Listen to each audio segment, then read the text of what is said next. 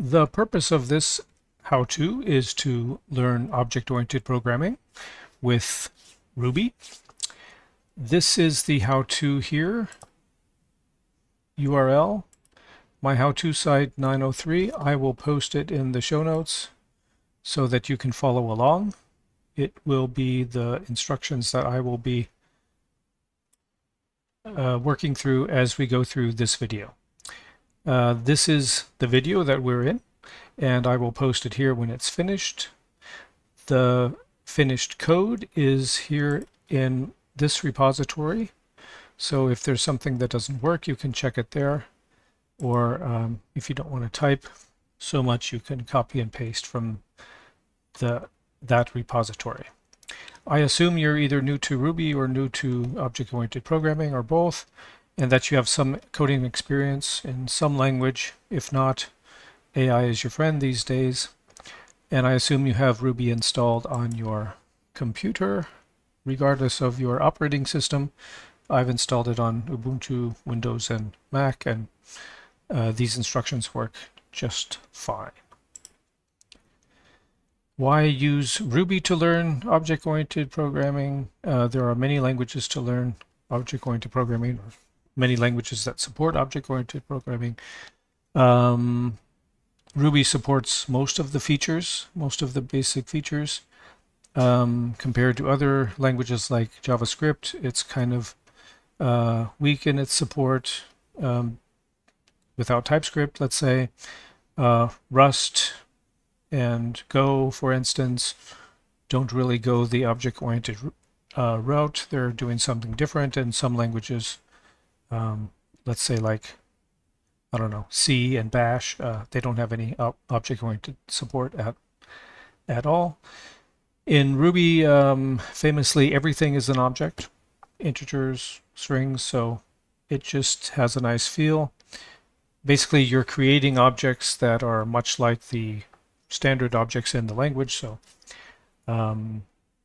everything is object-oriented. It has a very beginner-friendly syntax, unlike, let's say, Java and C#, which are arguably more, let's say, or have object-oriented features that are much more thorough, advanced, let's say, but Ruby covers all of the OOP features that you'll need for most programming, to solve most programming problems. Ruby is designed to make programmers happy, says the creator of Ruby, and pretty much that's one's experience in Ruby. So what is object-oriented programming at all? It basically allows you to create solutions that map very well onto the real world. So it helps you model relationships between things. It helps create abstractions, and it has inheritance. So what this means is that when you create a solution with object-oriented programming, you're basically creating classes and objects that have the same names as the things or concepts in the problem that you're trying to solve. So if you have a website that has customers and shopping carts and products, then you're going to have classes and objects that have names like user, shopping cart, products, and these products are going to have properties that have names like weight and price. So very one-to-one. It allows you to put in code the relationships that these objects have with one another. So a shopper has a shopping cart, and the shopping cart contains products, etc. You also have the famous distinction between class and object. So class is famously like a blueprint. So if you are going to have a car object, then it has to have a color, an engine, and a model. So you can create objects from the class. Here we have a red car. The color is red. The engine is electric and the model is sedan, so a four-door. And then we have a blue car, gasoline, engine, also four-door. And then here we have a diesel pickup truck that is orange. And you see that they all come from the same class. So that's what's going on with the abstractions. And you also have inheritance. So here is basically, what do we have here? A company. The company has customers and employees and different kinds of employees. So all of these people are going to have a first name and a last name. So first name and last name is contained in the superclass person. And if you inherit from person and create a customer class, then that customer class is going to have first name and last name as well. Same with employee, and same with manager, because they inherit these properties in person. Customer is going to have customer ID, for instance, as a property, and none of the other classes are going to have customer ID. But employee will have, let's say, employee ID. And because manager and salesperson inherit from employee, each of these will have employee ID. So you see that just like in the world of biology, you have classes inheriting properties from their parents, from their superclasses, and so on. Yeah, so now we're at the coding section, which means, yeah, show me the code. The goal of this section is to learn the basics of OOP, of course. We're going to pursue a semi-realistic example as far as possible, basically creating a kind of game in which we create different kinds of animals. I can let's go down here to the end to kind of show where we're going with this. Yeah, here we have, at some point we'll have a dog and a cat, and then we'll create a superclass animal. That's where we're headed. And at the end, we're going to have here an array of animals, and we'll add objects. We'll be creating objects and adding them to animals. They will be different kinds of objects. So we're going to have a dog, a fish, and a cat. They each will have a name and an age, and we'll be adding them to animals, and then we're going to run through or iterate through the animals loop and throw each of the animals into the water. The animals there will be a description of what happens when we throw this object into the water, and you'll see that each object can describe what happens because it each has its own state. So that's the beginning of our little game. Throughout the game, we will learn, I believe, 16 concepts from simple to complex. Let's just go through them so you have kind of a roadmap. We'll first make a class, and then we will instantiate an object from that class. We'll give the class properties, so the object gets properties. Then we will add some methods, get info. Then we will modularize it, which means we're going to be putting all of the dog class into a dog file, which is pretty much standard in object-oriented programming, where you have one class per file. That's quite an organized way to go about it, I would say. Right, and then we import, or in Ruby require, the class that we're going to use. In Ruby that works very well, very simple. Then we will send parameters to the method. We'll make a constructor, which is run when you create the object to give it default values. Then we'll add some instance variables. So there's a difference between the variables that are available on the outside of the object and the instance variables. So you're getting into encapsulation with public and private. So we'll touch on that. Then we will look at getter and setter methods, which Ruby has a very nice way of dealing with, making it very simple, which is one reason why Ruby is a nice language to learn object-oriented programming. Is it takes a lot of the syntax out of the way, but it basically allows you to do this encapsulation with your internal variables, your instance variables. We will then send parameters to the constructor when we set up the object.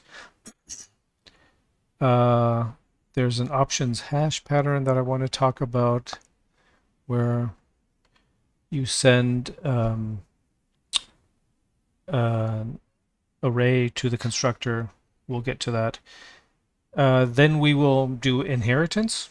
We will, by this time, have a dog and a cat and create an animal class, and the dog and the cat will inherit certain parameters from and methods from the animal class, but also have their own. And we will talk about abstract classes, which Ruby really doesn't support, but it doesn't matter in many instances, as long as you keep your code organized. Then there is the concept of super, which is a method to call on your super class, on the class above you, your parent class. Very important in object-oriented programming and inheritance. Then method overriding, how the subclasses override or overwrite the methods in the parent class or superclass. And then polymorphism, which means this concept of, for instance, exactly what I showed here, where you have an array of animals, and then you call one method on each of the animals, and the animals know how to act according to who they are, what kind of object they are, and what their internal state is, which gets into the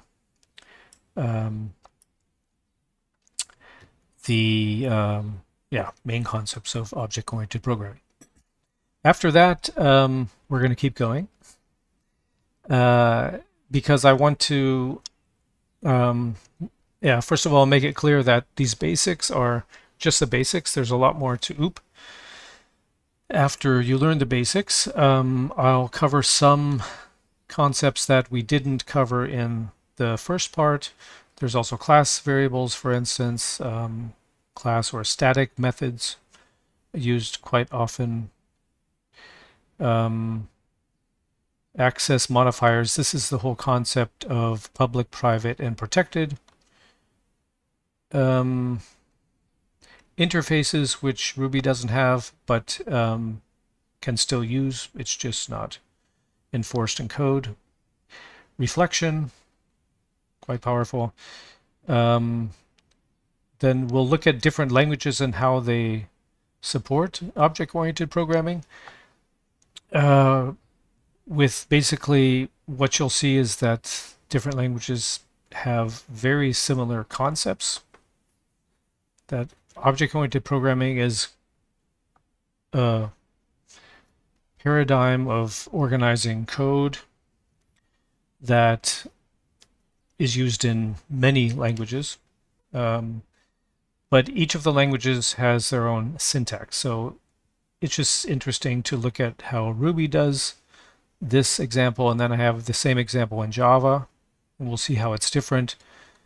In C#, how it's different or quite the same as Java, actually. Python is kind of doing its own funky thing. PHP's got something else going, but you'll see All of these concepts are basically the same. Even in C++, probably the outlier here, you see the same concepts in them. So when you learn object-oriented programming in Ruby, you're learning object-oriented programming for any language. And I didn't even mention, for instance, JavaScript or TypeScript here, or Dart, for instance. So, and then we're going to also cover design patterns, as if this wasn't enough. But design patterns is something, if you talk about object-oriented programming, you have to talk about. This was a book in 1994, which talked about design patterns in C++, okay? And what they are ways of solving problems with object-oriented programming. And we'll go through, I think, I don't know, 13 of them. Singleton, factory, observer, these are solving different kinds of problems. Strategy, decorator, real-world problems, like you use a decorator to add scroll bars to windows or add features to objects, etc. We'll get into it, but just to give you an overview: builder, prototype, adapter, bridge, composite, like if you're doing any kind of folder file system where you have files and folders and folders and files. Facade, Flyweight, Proxy, chain of responsibility, command, Iterator, Mediator, Memento, state. So then I'll talk a little bit about the history of OOP, where it came from, the main languages that you can use OOP in, and the future of OOP. Basically, the point here is that object-oriented programming was standard for a very long time, and then kind of got a competitor with functional programming, and I'll talk about the relationship between those two, and yeah, what one can expect as a developer, where one will see object-oriented programming, when one should use it, when one might choose functional programming, and just give you some kind of orientation there. So if you're still with me and you want to dive deep into object-oriented programming, let's go. So let's start here with classes. You're going to need an editor, or choose an editor. I think many use Visual Studio Code. I'll be using something different called Tray. Just because I like to show it. It's a free editor, much like it's a clone of Visual Studio Code, and has AI like all editors these days, but I don't know. Yeah, Tray, Cursor, Visual Studio Code, there's a number of others. These are the editors people are using today, I would think, for Ruby. There's also, what is it, RubyMine that you can use from JetBrains. Haven't ever used it, but I think you have to pay for it. Anyway, let's start. So we're in my Ruby directory, so go to your project directory or wherever you want to put this project. And let's see what's there. I will call this, for lack of a better name, Project 2.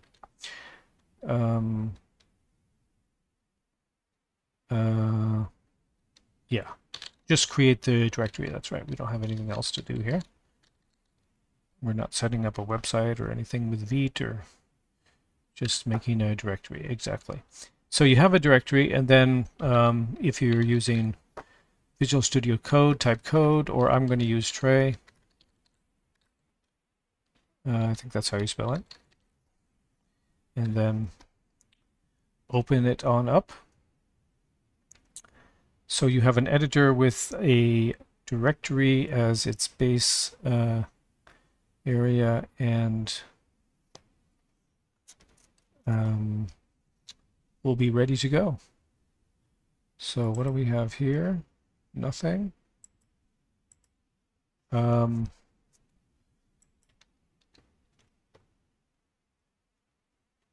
Right, let me see. Sorry about this. Did I? Okay, I named it. Sorry about that. I named it correctly. That's ridiculous to have a name. Project 00. Okay, that's why it was strange. Okay. Project 2. Okay, now I'm going into the right directory. All right, so now this looks better. All right, we have a editor open and no file, so that should be where you are. If you are there, let's continue on.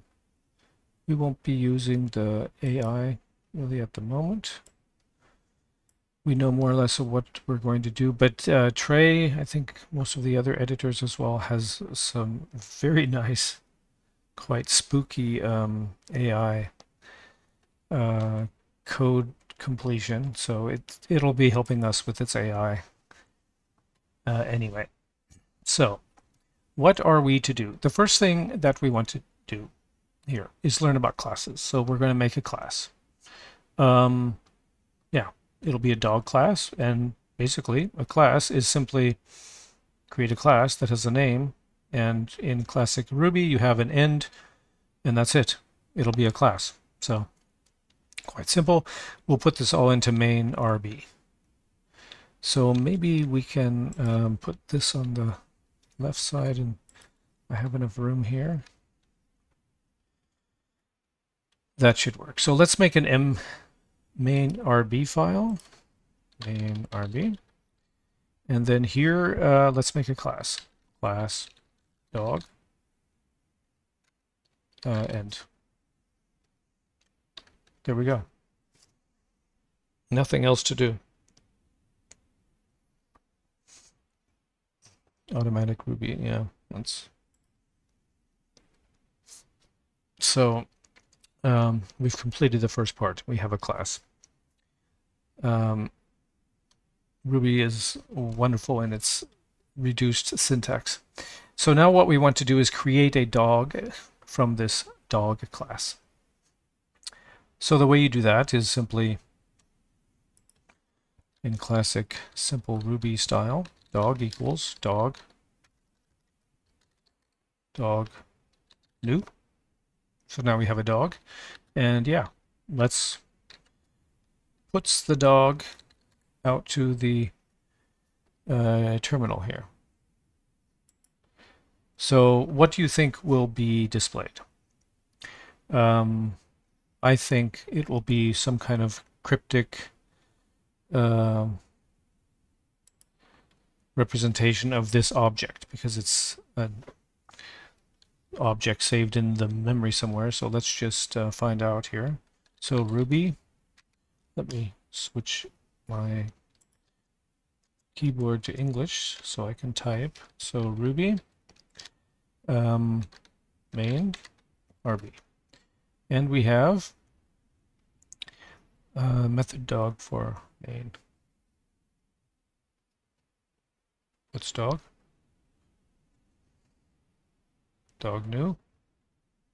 Oh, so I forgot the equals. Sorry about that.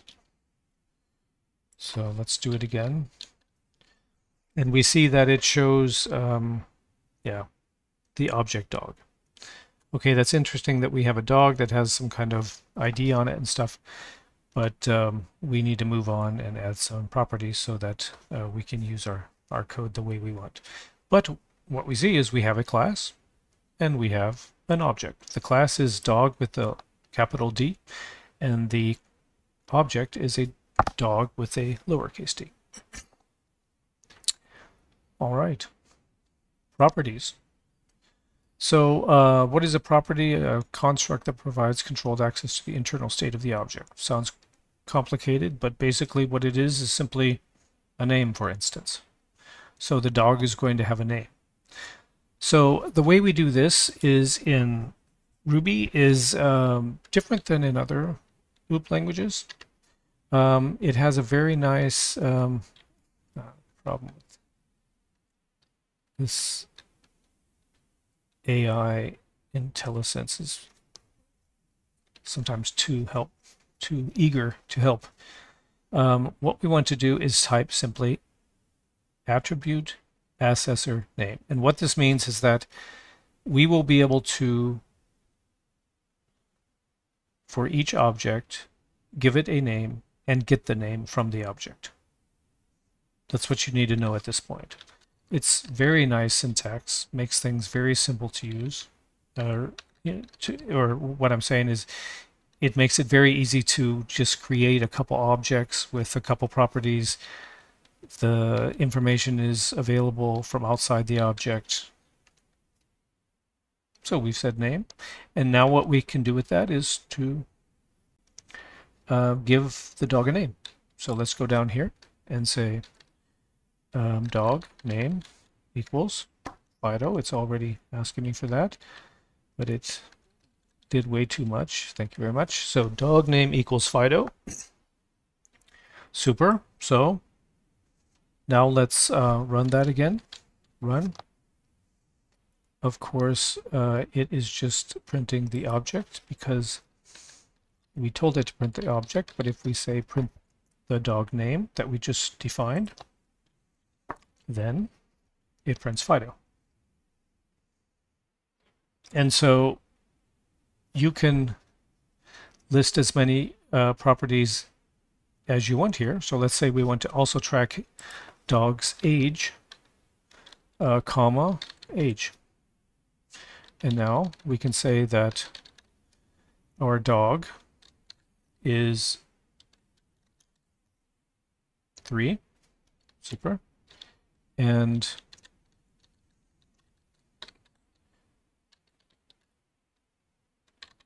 oops, sorry, age.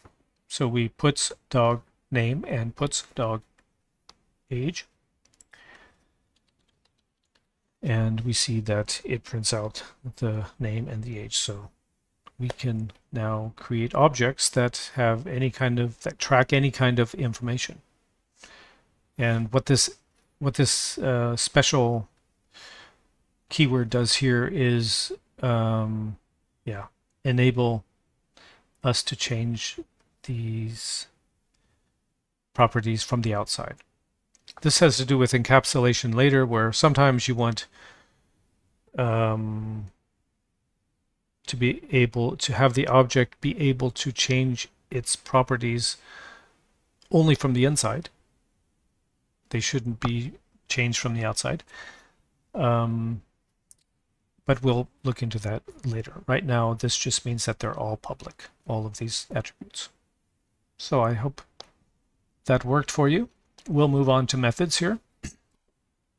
What is a method? A method is like a function, but it's defined on a class, which means that when you instantiate an object from the class, that that object will have a method which you can call it, and the method will do something.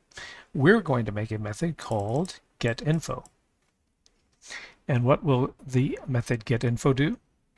It will get info, or return this line that says Fido is 3 years old, or whatever the value of these properties is. So it'll return this information about the dog, get information about the dog. So let's do that. So we are going to add this method to our class. Def is the beginning of a function. GetInfo, enter. And here you see AI is telling us that we should say return the string.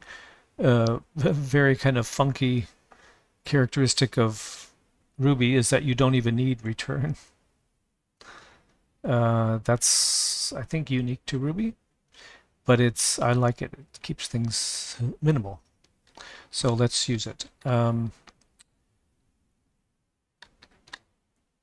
Okay, and we also see that this is also interesting. It's suggesting that we say self.name. What does that mean? Self is, if you've used other object-oriented languages, it was probably this.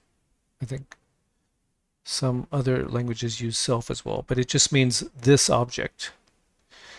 And let's talk about this because it's relevant.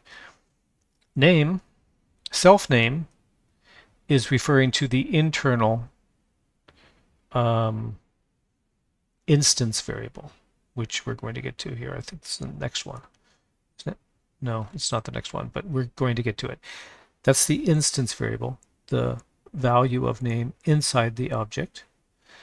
But if we just say name here, then we're using the property of the object. So we're using it from the outside. Right now it doesn't matter. The inside is the outside.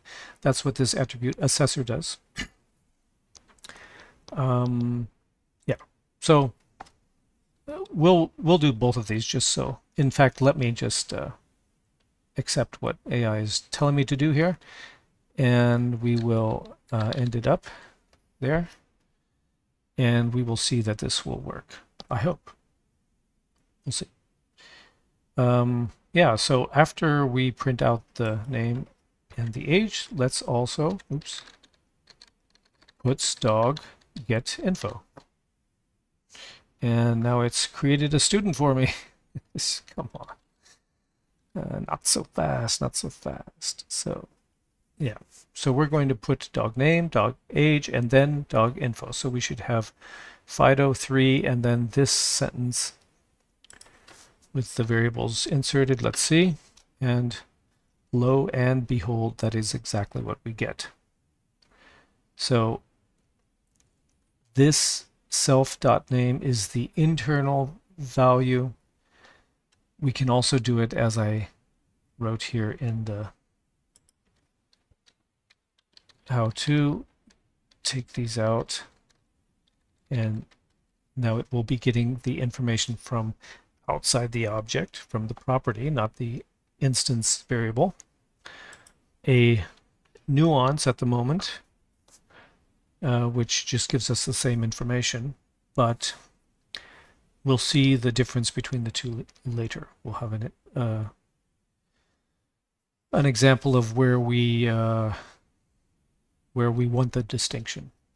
Yeah, we'll see that. But we're on number 4, methods here, and we just created a method. So the important thing is to understand what this method is. It's simply a function defined on a class.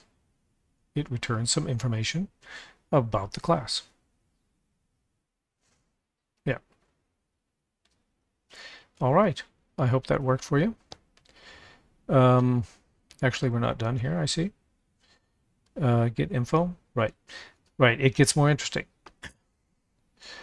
But as it's getting more interesting, let me throw another thing in here. I'm going to create a Git repository just because I like to save my changes after I get to a point where everything works. So you might want to do the same thing, git init -b, and then give it a name. When I'm developing, I give the branch, the main branch, I call it dev. You can call it master or main, whatever. Go ahead and create it. And then in Visual Studio Code or Tray or Cursor or whatever editor you're using, you should be able to make a nice commit. So let's just give it some kind of name like get info we just did. Oh, it wants to publish it. Do I want to call it project 2? Actually, I don't even want to put it online, so how do I get out of here, actually? Okay, so I did, I'm not going to push it to GitHub. I'm just going to have it locally so that I can save my changes and revert and that kind of thing. It's always good to work with Git. All right, so we are going to make a new method now. This method is called age in human years. What it's going to do is return the age of the dog in human years. And as you see here, it just multiplies by 7, which is what we understand the age of a dog is in human years. and that should work like the other method did. Age in dog years, human years, times 7, super, yes. So now we have it, and let's output it. Let's dog age in human years, super, and it's made as a cat already. Thank you very much. So let's run this. Ah, crap. Renit ignored. That was too fast. Okay, it ignored it. Super. Thank you very much, Git, for protecting me. Ruby main. So Fido 3. Fido is 3 years, and the age in human years is indeed 21. If we were to change this to 4, what would the age in human years be? 4 times 7, 28, I would say, and it is indeed 28. So you see a bit of the use of methods where it can give information back by calculating internal state, starting to get more and more useful here. So in my example here, we have a whole sentence. Let's go ahead and do that. So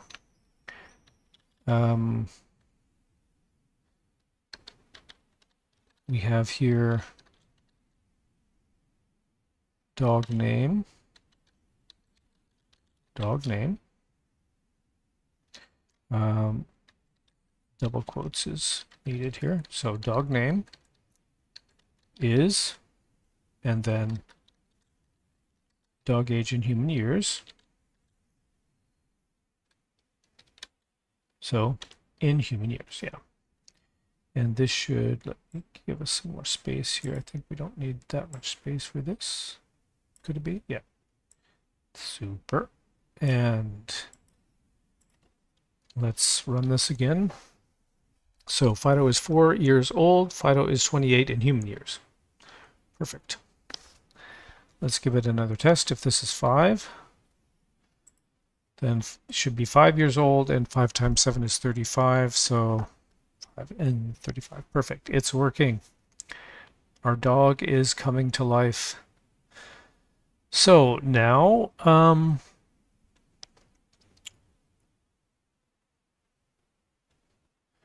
we want to make one class method from another class method. Exactly. So this is showing how we're going to change the getInfo class to this getInfo, sorry, the getInfo method. This getInfo method is going to use another method, right? It's going to say name is age years old, which is in human years, which will get the information from this. So, and I believe that we can either use self or not. It's the same thing. That's what I think. Let's try it out. So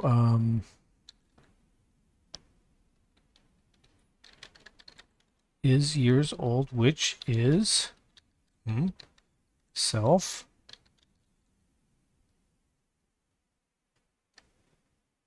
age in human years. So the self is referring to the object itself and then calling it from the inside. Exactly. So in human years. Perfect. So now we're just getting the info again. And we've erased all of this. So we just have, as a review here, we are creating the dog. We're adding a name, we're adding age, and then we're just saying get info on the dog. The info on the dog is going to print this sentence, which gets to internal pieces of information plus, external pieces of information plus getting the information from this method from the inside of the object. Let's see what it says. I think it's going to say Fido is 5 years old, which is 35 years in human years, which is 35 in human years. And that's exactly what he says. Super. So what will happen if we take off the self?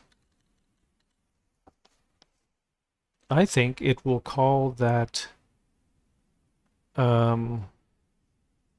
method from the outside and simply be able to use it. Should be no problem. Yeah, exactly. It would be a problem if, we'll learn this later, we made this private, so it could only be called from inside. Then this wouldn't work. We would have to call it from inside with the self. So, yeah, that's just good to know that there's a distinction here. It doesn't make any difference now, but it will later. So, nice. Let's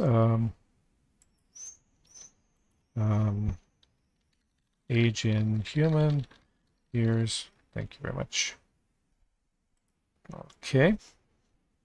Oh, now we're still doing the methods here. Actually, a good idea. Let's create another dog. So we not only have dog 1, let's call this dog 1 now.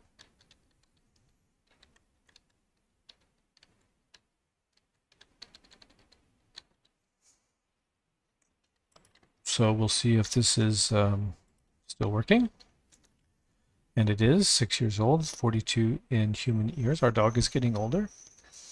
Let's create another dog. So dog 2 equals dog new. All right, we have a dog. Now we need the dog name. What did I call it? Spot. Good name. Equal or Rex. Rex. I like that. Dog 2 age. Okay, he's going to be 10, says AI. Thank you. And then let's print out dog 2. Puts dog 2 exactly. Exactly. Puts dog 2. Yes, but we don't want the student. Thank you very much. It really wants to create a student. Okay, we're sticking with dogs here for the moment. Yeah, what do we think it will say? I think it'll say this. Fido is 6 years old with 42. And Rex is 10 years old with, this is going to be a pretty old dog, 70 years. Let's see. Yes. Perfect. So you see that each object has its own state, and the methods are the same, but they of course give different information because the internal state of the objects are different. So, and now we are at the end of section 4 methods. So I hope everything worked for you. Let's go ahead and 4 finished.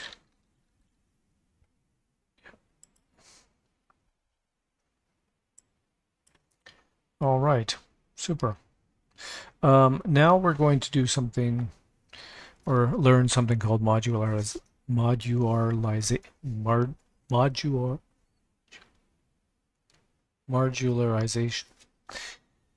And this just means, look, we have a class dog here at the top of a file, and then we're using the class here.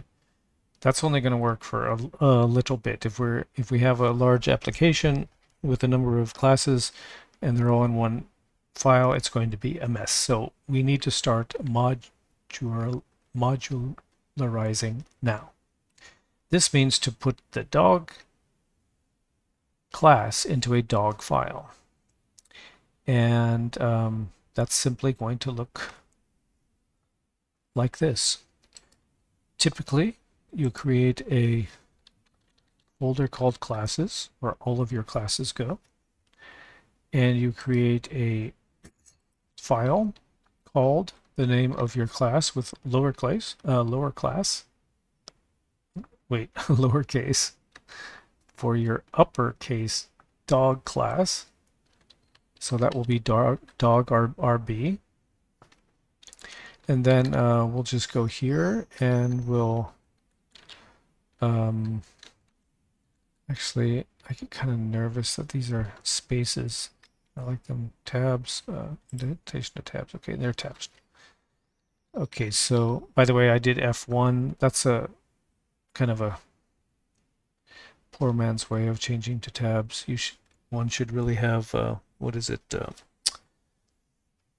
Yeah, some kind of linter to do that, but or pretty. Yeah. Anyway, you can change tabs with F1, and then search for tabs, and then you'll find convert indentation to tabs. If you want tabs. I like tabs. So I'm going to copy all of this. I'm using the VI plugin editor, by the way, just so you know. I can recommend it. So, and now we have our class dog here. Okay. That means, is this going to run now? What will happen if I say Ruby main RB? What do you think? I think it will crash because it doesn't know where the dog class is. Let's try it.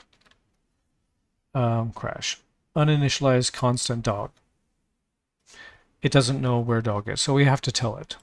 And the way we do that is require relative and then the path to the dog class. Without the RB, you don't need the RB. I think you can include the RB, but why if you don't need to? So require underscore relative classes slash dog.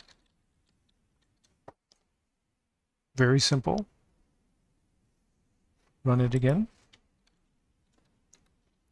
And it works. So that's really nice. In Ruby, you can organize your code very easily. Like this. Just tell it where the class is that you need. Let's do a sanity check. Make sure it's not old code or something. I changed this to a 7 for dog number 1. So this should be 7 and 7 times 7, 49. And indeed, 7 times 7, 49. We have live code. So modularization is finished. Modularization. I cannot say that word. Okay. Modularization.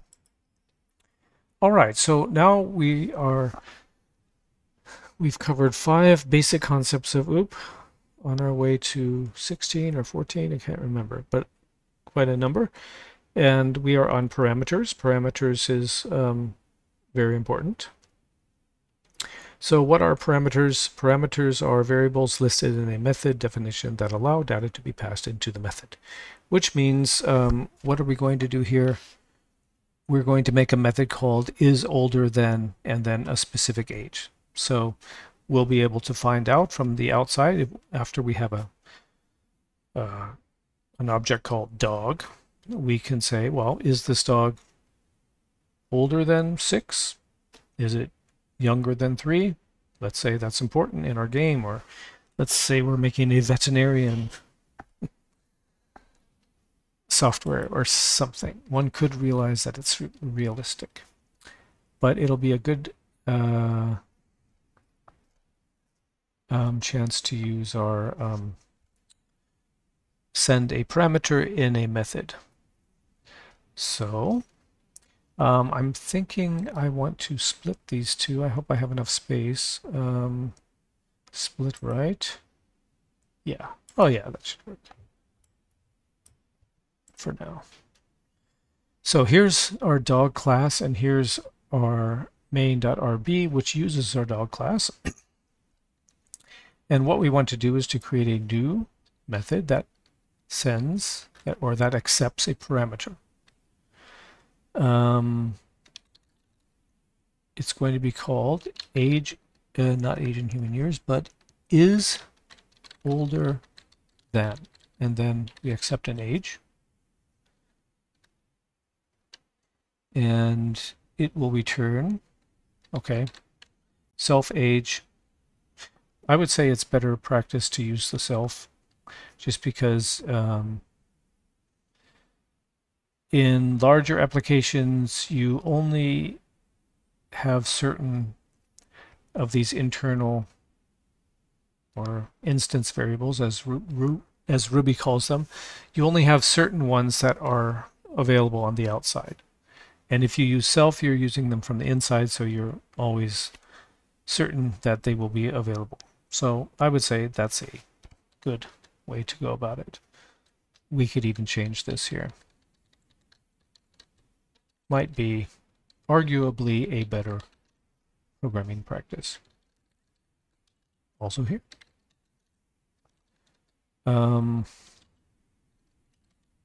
Let's do a little sanity check to see if everything still works after I changed everything to self, and it does. Okay. So let's continue on with our new method. We can, yeah. So we have self age. Age is greater than age. And here we see a reason why we want self age, because we called our parameter age. And so age now is a local variable, which is the parameter. So it's not going to be the internal variable anymore. So of course, it is better programming practice to call this self.age. So self.age is the age of the self, or the object, which is here, which was defined here and here.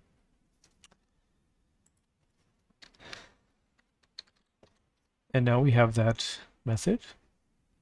So now we can, yeah, try it out.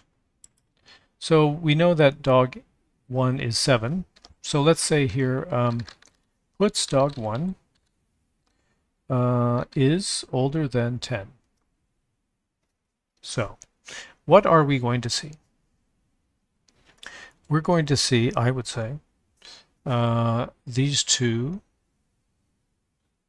descriptions of dogs. In the middle, we will see either true or false. Is this going to be true or false? Well, dog1 is 7. Is dog older than 10 is false. Because here we say self-age is greater than 10. 7 is not greater than 10. So we're going to see these two sentences with a false in between. Okay. Stunde der Wahrheit. Let's go. False. Exactly. And let's do another one. Puts dog2 is greater than, and let's try to get a 2 here, or is older than 1. For instance, 10 is, of course, older than 1, so this will be a true. And we run it, and we see that it is indeed true. So now we see that we can pass parameters to a method. Super.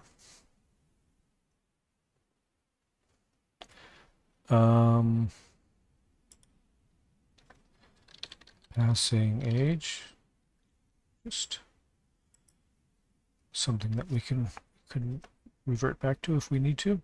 So another interesting thing that you can do with parameters is you can not only expect a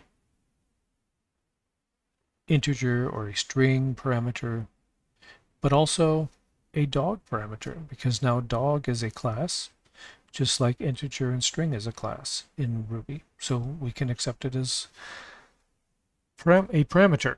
So here I have this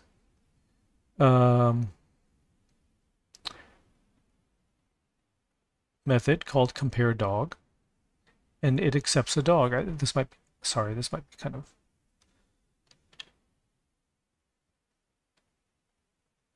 small to read, but I can't explain it. But I'll type it here, and we'll see how this works. But we are going to accept a dog. So compare age to another dog to see which dog is older. So how does this work? So let's have a beginning and an end. If self age is greater than dog age, so what it's doing is it's saying self, the age of this dog here that we're in, if it's greater than the dog age, then say self name is older than the dog name. Sounds good to me. We'll take it. So Otherwise, if the self age is less than the dog age, then self age, or the self name, is younger than dog name. Sounds good to me. Else, if the dog 1 is not older and not younger, then it logically has to be the same age. So we'll take it. AI is typically quite logical. There we have it. Self name is the same age as the dog name. So let's try it out. Which dog is older? Rex is older. So let's take Fido and let's ask, dog 1 is older than dog 2. Exactly what I wanted to say. How did you know? Dog 1 is older than dog 2. And dog 1 is not older than dog 2, so it's going to say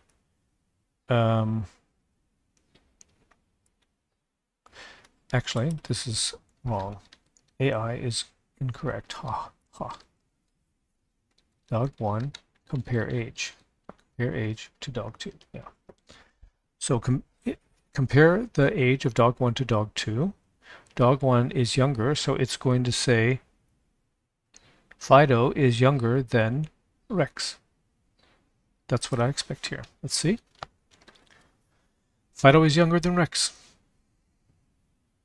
So now we see that we can send not only an integer. How's our IntelliSense here? Oh, not very good in Tray. I wonder if it's different in Visual Studio Code. Anyway, we see that we can send a object that we created from a class that we created as a parameter. That was the point here. Very good. We are making good progress. Our next step here is going to be to learn what a constructor is. A constructor is basically a method, but it's a special method. It runs when you create the object. So we've been creating an object now, this dog, without any constructor. So it just does nothing when it's created. But there are many reasons why you would want to have a constructor. First of all, to give it default information or values to certain properties or instance variables, or if it's a more complicated object, to set up a database connection or to set anything up that you need, do logging, that kind of thing. So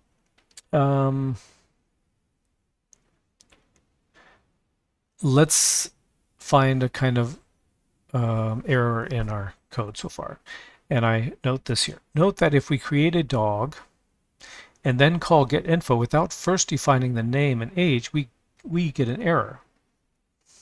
So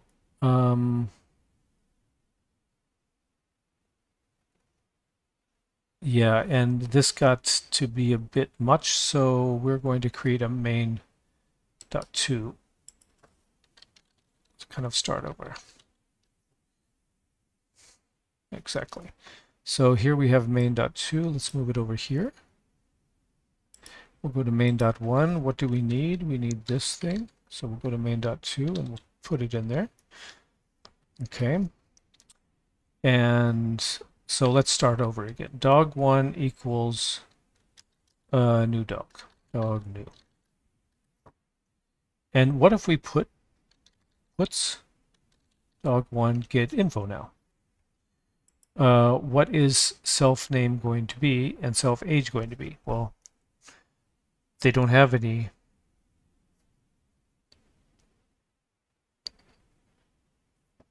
values. I think those would be okay, but what's going to be a problem is age in human years. It's going to multiply self age, which is in Ruby nil, times 7, and I don't think that's going to work.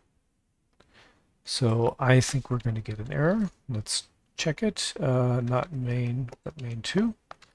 And indeed, we have an error. What is the error? Undefined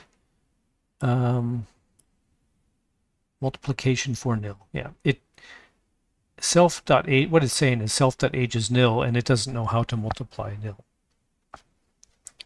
Yeah, so that's a problem. Let's fix this problem by creating default values when the object is created. And how are we going to do that? With a constructor. Create a constructor which is run when the object is created. Sounds good to me. So in Ruby, a constructor is called initialize always. That's the official name for it. In other languages, as we'll see later, the constructor is called constructor, or the name of the class, or many other things. I think in Python it's underscore underscore init, but in Ruby it's initialized. So there we have it.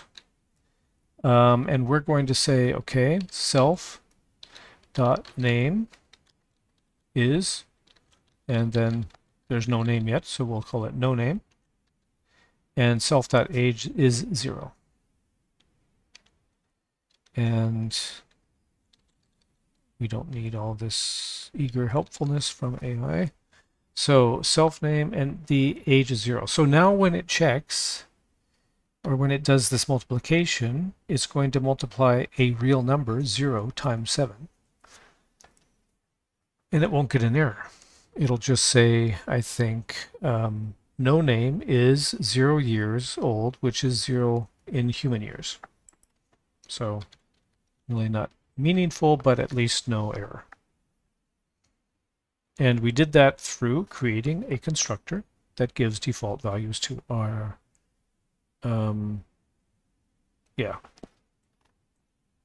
instance variables, name and age. Interesting, we haven't officially covered instance variables yet, but we've been using them. But they're created with this line here. Instance variables and public properties. Yeah.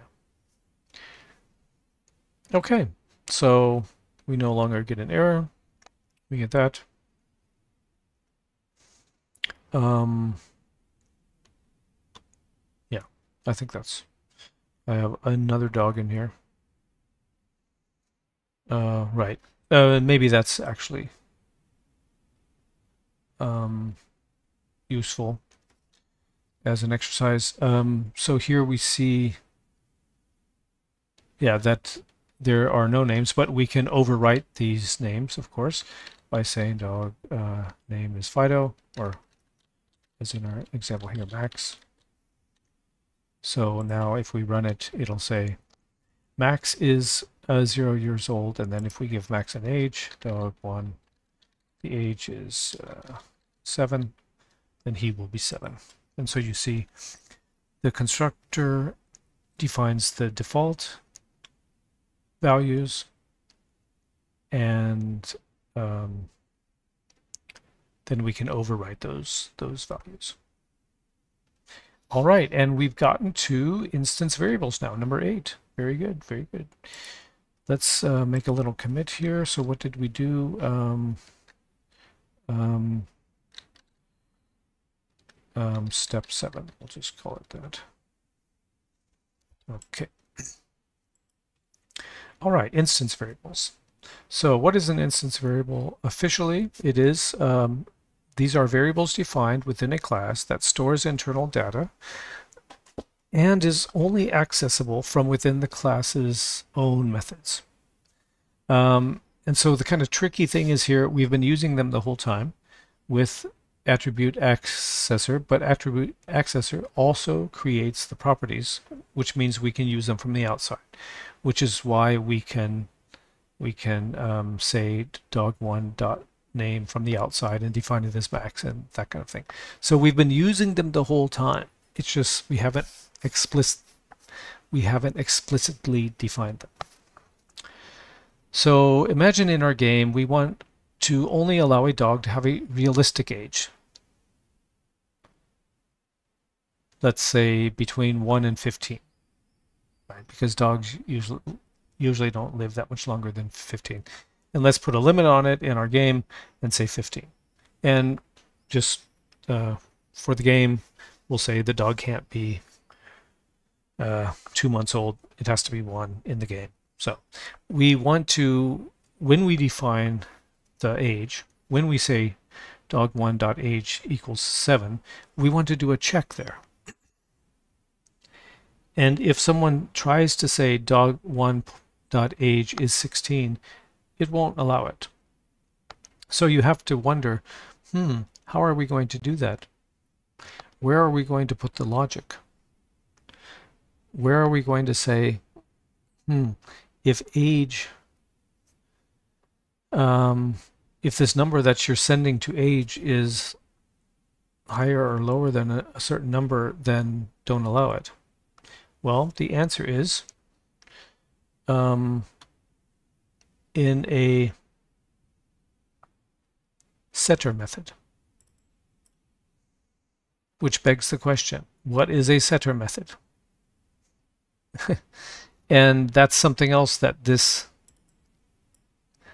now we know, magic keyword is creating for us. It's not only creating an instance variable and a property, but also the getter method and the setter method for these. So it's a very nice magic keyword to create properties for us. But now we're understanding it more and more. And for the reason we want to put some validation on code from outside the object, creating an age for our dog, because we don't want our dog to be 99 years old, because that would be unrealistic for our game. And we don't want our dog to be -5 years old, because that's impossible. Right, and we can show here, if we do change it to 99, then it'll say Buddy is 99 years old and is 693 years in human years, or -5 and -35, which is ridiculous. So let's make that impossible. So to solve this, we need to define age as an internal variable explicitly, or as an instance variable, as Ruby calls them. There's all kinds of names for these things. Sometimes they're called fields, sometimes they're called private variables, sometimes internal variables, internal fields, instance fields, everything. It's kind of messy, the names for these, but Ruby generally refers to these internal variables as instance variables, which makes sense. An object is an instance of a class, and they're instance variables. But the main thing about instance variables is that they're private, which is why they're sometimes called private variables. These are variables that are known inside the class, hence private, not public, but not outside the class. So when the age of a dog is set, we will have to run code to determine if the age is valid or not. But as I asked before, where do we put this code? And the answer is in a setter method, which moves us to the next section. We need to create getter and setter methods in order to solve this problem. What are getters and setters? Getters and setters are methods used to get and set the values of an object's internal variables while controlling access and validating their data. So, again, we have been using getters and setters the whole time. They've just been behind the scenes provided by this magic keyword here. Up to now, Ruby has been handling our getters and setters automatically for us with this line, exactly what I would say. So, this means that name and age are internal variables that both have a getter to get the data and a setter to set the data. This, or let me ask you, which is a setter and which is a getter? Which sets the value of name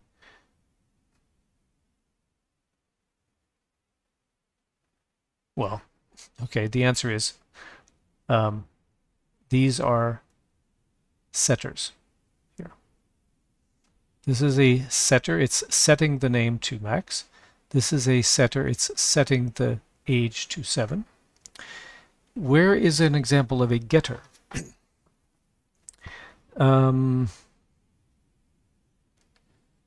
These are all internal variables. A getter we don't have here. A getter would be dog puts name, puts dog1 name. That's a getter. It gets the name. So what are we going to see here? I think we're going to see max. So let's try it. Yes, we see max because it gets the value of the name property.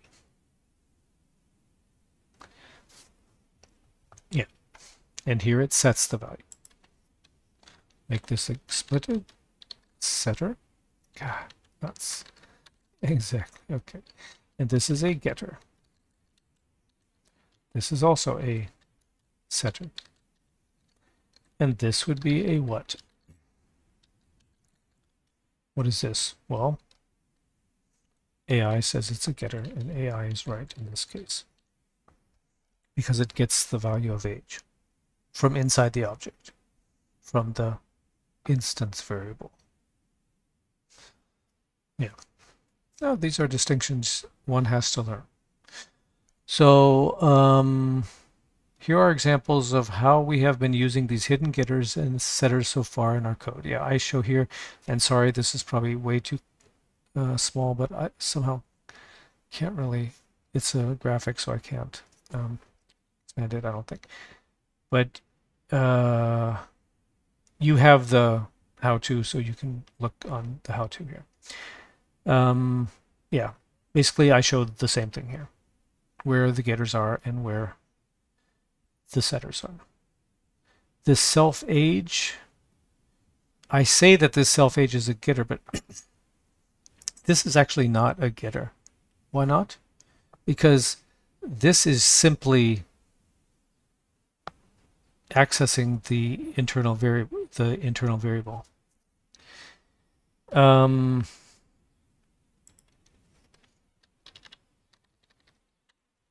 If we just said age, that would be a getter. That would be a getter, because it would be then accessing age from outside of the object. Yeah, it's not simple, but yeah, it's a distinction that you have to learn. So we now want to make an explicit setter method for the instance variable age. In this setter method, we will put the logic to validate the value of the age being sent to it. So we can create a setter method which is executed when we do something like this. Dog age equals 7. It will run our code instead of simply accessing the automatic setter. And we're going to have to change this line to do it. So we're going down more and more rabbit holes here, but it's important. We need to understand that there are 3 ways to create automatic instance variables, getters, and setters. Variables, getters, and getters. I need to correct this. Let me keep notes on this. Correct my how-to later in a second. Okay. Alrighty. So, right, we have been using attribute accessors. There's also attribute reader and attribute writer. So attribute writer creates the instance variables inside the object and the getters. Attribute writer creates the instance variables inside the object and the setters. And attribute accessor creates both. So when we say when we say attribute accessor name, it creates the internal variable, so we can access it with self.name. We can access it from the outside with the getter, and we can set it from the outside with the setter. And so what we're going to do is for age, we're going to only have a reader here, and we will create the writer setter. so to say. No. So let's do that and then we'll understand it better. So change these lines so that the age variable only has an automatic getter but no automatic setter. Verify this by running the code and seeing the error. Da, da, da. So here's what we need to do. The attribute accessor only name is going to create both the getter and the setter for us. For age, we only want it to create the getter. So attribute, was it doing it right? Attribute access name, attribute reader, so the getter. Please do, wait a minute. Please create an automatic getter for us. I don't know why they didn't call this getter, they call it reader, but that's the way it is. So now, what do you think this actually did? Do you think that this code will still work? I don't think it will. I don't think this code will work. Why not? Because where is this code not going to work? It's not going to work when we try to set age. When we try here, dog1 equals age 7. Because it doesn't have a setter anymore. Let's try it. Blam. What's it saying? It's saying a lot of things, but syntax error is found. Put dog name getter expected local variable or method.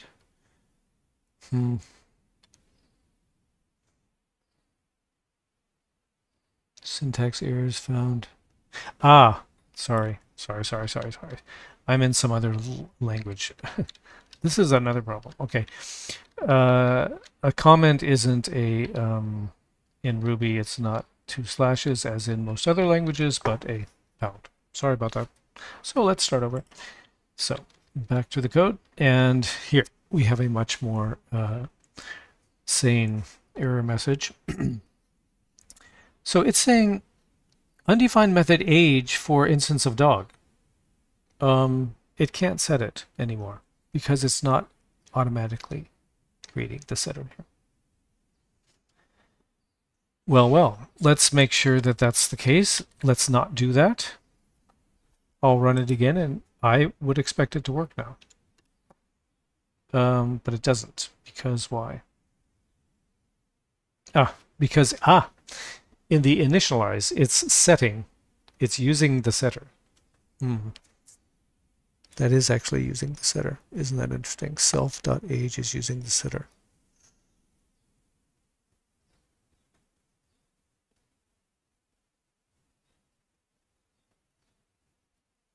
Okay, it's even with the self, it's using the setter. That is interesting. Very nice. Very nice. Very nice to know.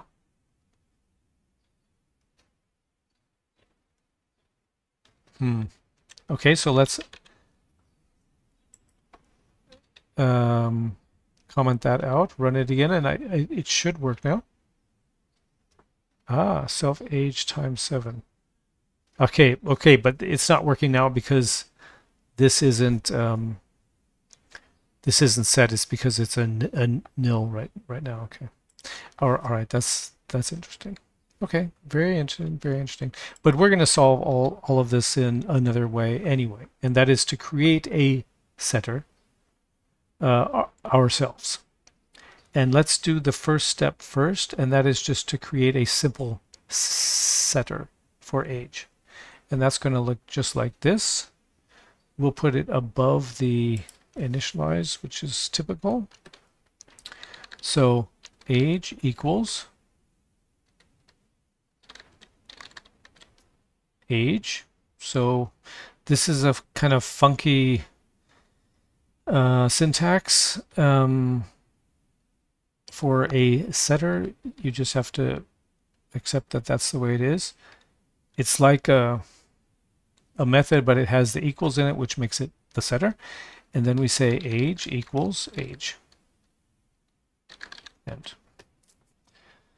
so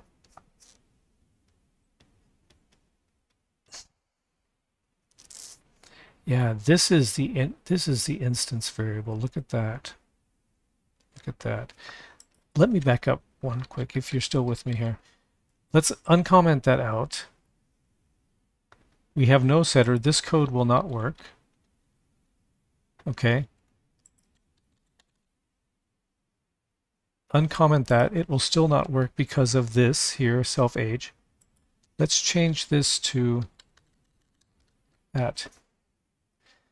That's how we access the instance variable, I think. I think this code will work. Yes, okay, super. So, what did we learn here? This is the way to set the instance variable without going through a setter.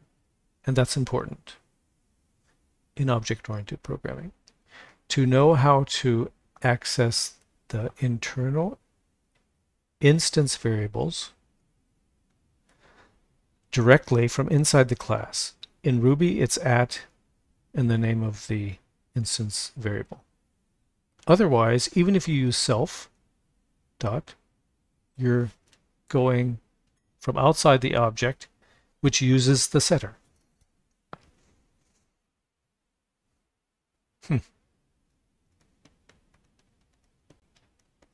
That's good to know.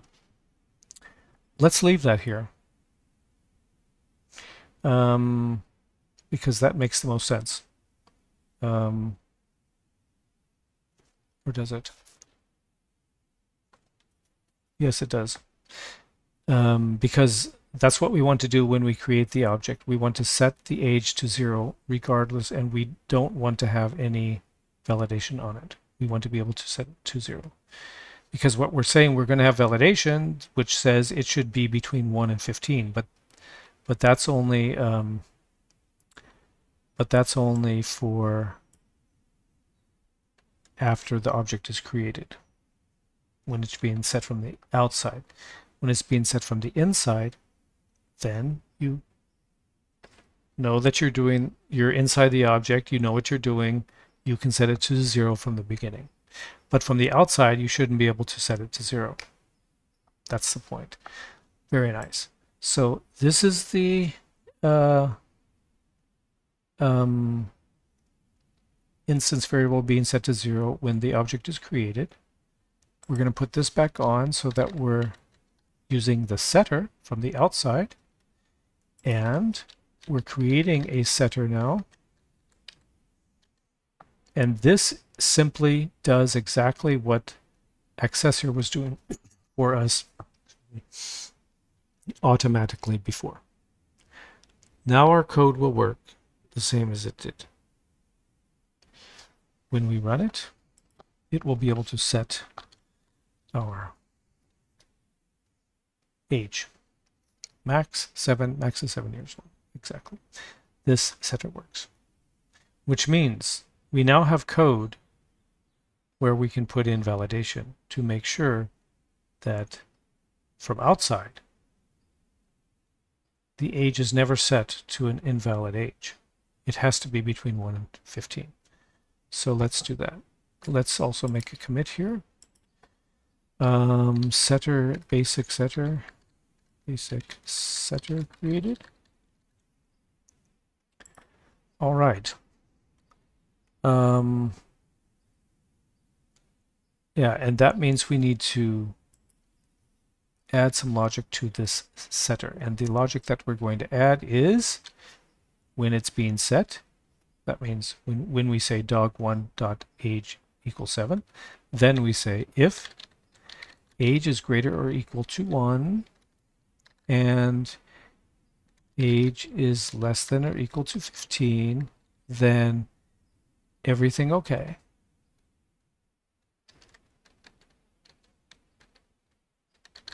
Else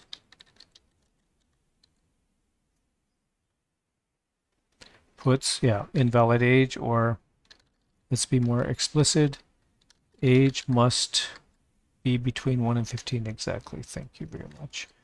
And yes.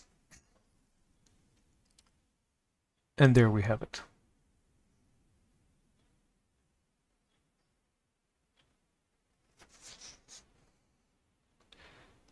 So what happens now when we try to set the age to 7? It's between 1 and 15. Everything will be okay, I think. Let's try. Yes. But what if we try to change this to 17, which is greater than 15? What do you think will happen? I think that it won't set it. It will say age must be between 1 and 15. It will continue on. It will say that the age is what? Here, 0. Because that's what it is by default when the object is created and the constructor is run. And then it'll say max is 0 years old, which is 0 in human years. That's what I think it'll say. So, test. Yes. Exactly. Yeah. So now we have a protecting code on our setter for age that makes sure that our dog has a valid age.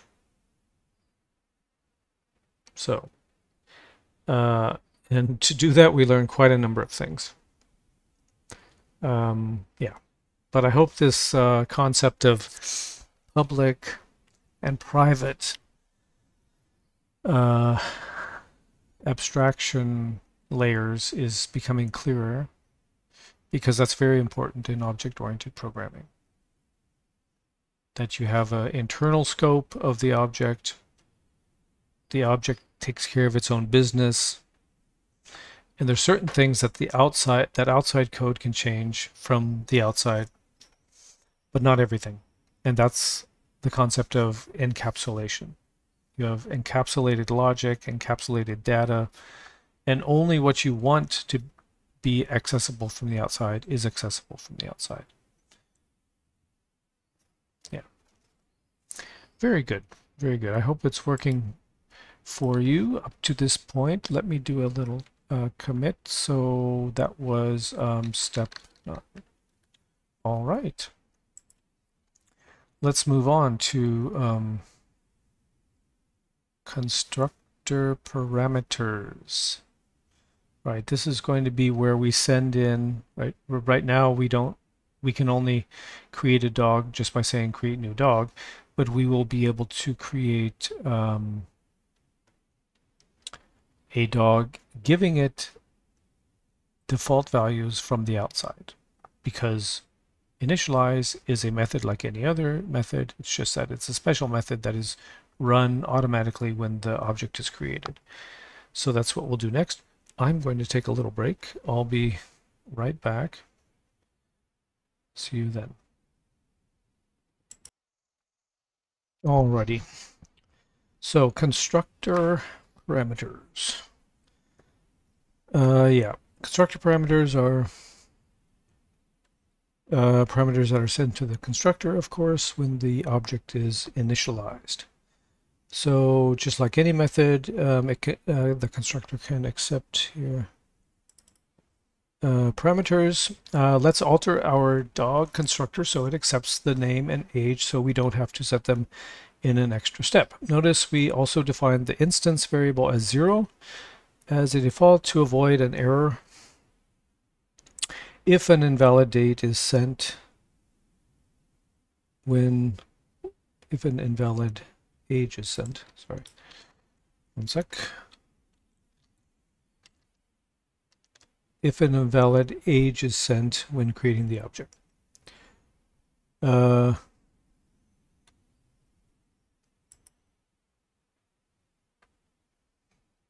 Right. So in any case, this is going to work. Initialize is going to be accepting name and age now. All right. So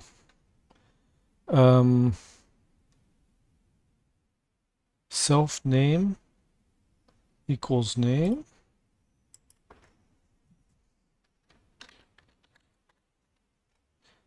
And age is 0, which we already have. Right, that's the default, and then we have self age as age. Exactly.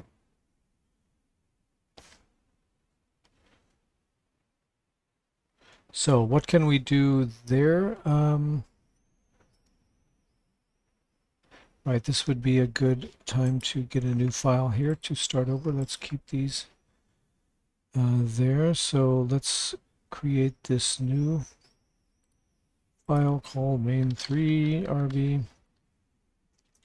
Go back to main2rb. We want to require the dog class, and then we say dog1 equals. So dog new, and instead of just dog new, we say Caesar is 4, like that. And then we can puts dog1 get info. And we see that we can create the dog with the initial information all in one when creating the object. Let's try it. I expect this to work. So we need to make sure we run main3. And it runs, of course, you have to spell dog correctly, not D-O, but D-O-G. So again, Caesar is 4 years old, and which is 28 in human years, perfect. And so we see that it's being added.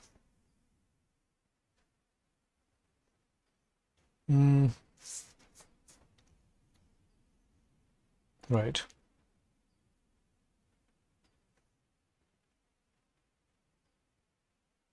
Perfect. Yeah, that's mainly how it works. There might be some other logic you would have to look at if some of the parameters are not set and that kind of thing. But we're going to be in the next step here, looking at a somewhat better way to send the parameters anyway, which is called the options hash pattern. I put that in the how-to here just because it's quite useful, because it makes the ability, when you're creating an object, it gives you the ability to send only the parameters that you want to send, and the others are then default. So let's do that. The options hash pattern is a convention where a method or constructor accepts a single hash argument to simulate named optional parameters. So you'll see how this works. Let's go do a commit. That was step 10. Notice that our old code now gets errors since it is not sending any parameters to the constructor, which are now expected. Exactly. Right. If we were to run our old code here, we get errors because it's expecting these, it's expecting name and age. So that's what we want to fix now. We want to be able to either create a dog without any parameters, or just send the name, or just send the age, or send both, just so that it's more flexible. And the way that you provide that flexibility is with this pattern. So let's implement it. So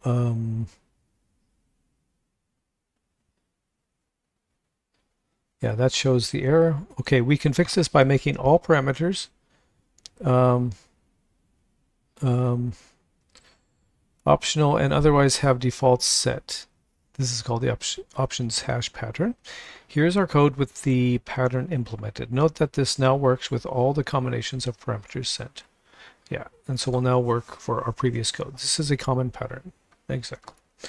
So how is this going to look? It's going to look like this. Instead of name and age, we will simply say we are sending options. We are expecting options to be sent options is an array in Ruby. And so if you don't send options, it's then an empty array. Yeah. So let's now define. Okay, and AI already knows what we're going to do here. Look at this. Name equals options dot fetch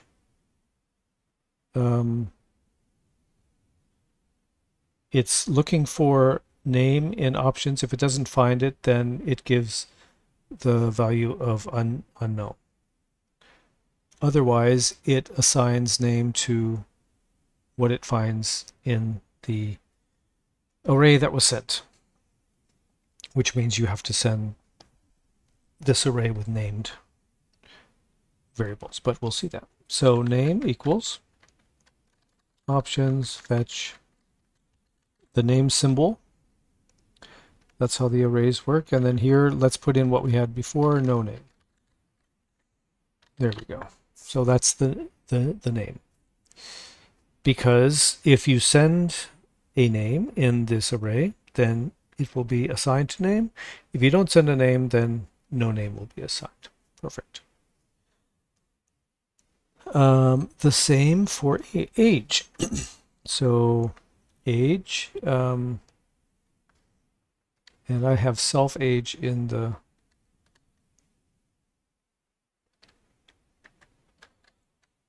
okay, I'm doing this correctly.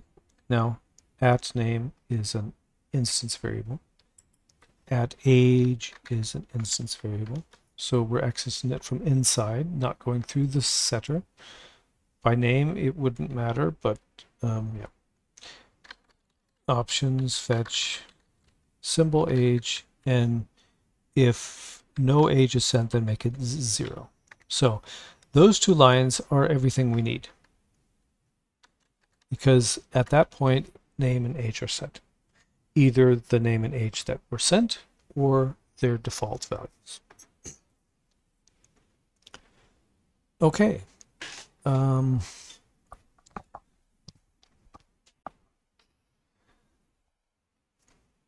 Right, and I think this there's a little error in my how-to. I don't think I'm going to fix it. So if you look at the how-to here, you'll see that I changed the setter to 0 and that kind of thing. It's much simpler the way we did it here because we are accessing the instance variable directly here. I'll leave it also in this video just because that's it's a very good oversight that we caught to understand the concept of we're accessing the instance variable directly inside the object and not from outside with self.age. Very good. Okay, this should actually work now. So it should work with our main. Oops, this let's put it over here. So this is our main. This was our original code where we are creating dogs without a name, and then we are without a name or an age, and then we're given the age. So that should work now. That's what I expect. Let's see. Yes, it works just as before. Super. And this should also work now with our newest code where we send a name and an age, although that's not going to work. Why not? Let's see if I'm right, if this code will not work. So 3, yeah, main 3. So it doesn't work. Why not? The reason is because we're not sending an array. To send an array, we need to send it like this, with symbols. So a named array, I think it's called. So name,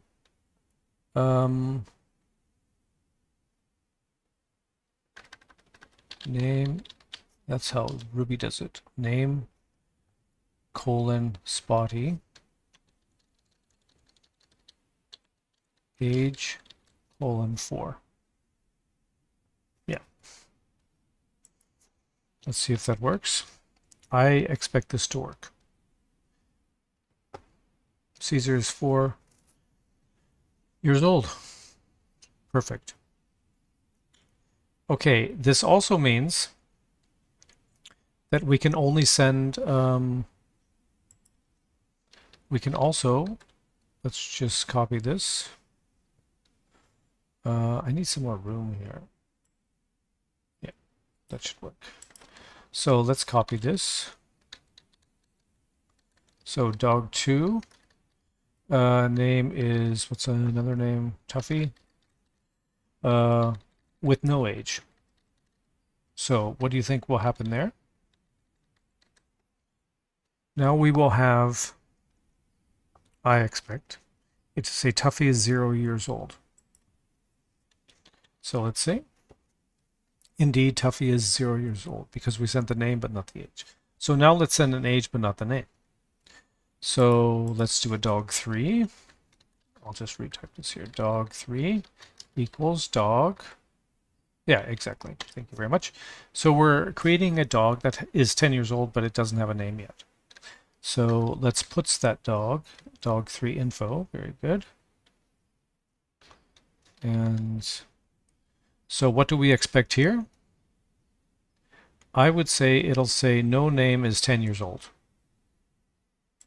Let's try it. And indeed, no name is 10 years old. Perfect.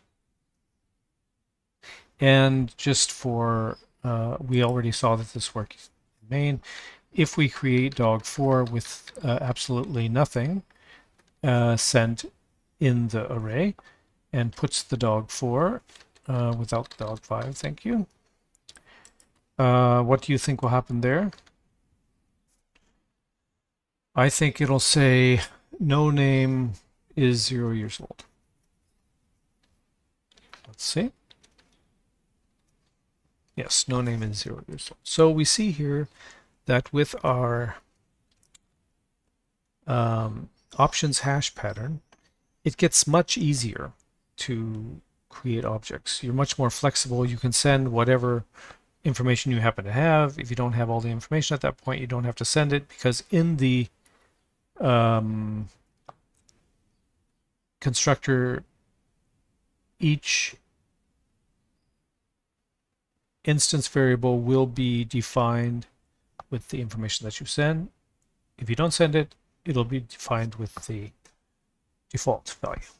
So a very nice pattern, which is why I included it here, because actually, yeah, it's a good way to set up constructors, even if you have don't have very complex objects. It's very useful. All right. So that was that. Now we're up to inheritance. Let me save step, that was step 11. All right. Inheritance. So we're going to now create a cat. And the thing is, the cat's going to be a lot like the dog. But let's move into this step by step. So what is inheritance at all? It's a mechanism where a class, a child class, derives properties and behaviors from another class, the parent, enabling code, reuse, and hierarchical relationship. So we have here animal, dog, animal, cat. They both inherit from animal. We now want to add another animal, namely cats. But since cats will also have a name and an age, for efficiency, we want to have our dog and cat classes share as much code and logic as possible, which will be here. So we will convert our dog class into an animal class. Then create dog again, adding only those characteristics that are unique to being a dog.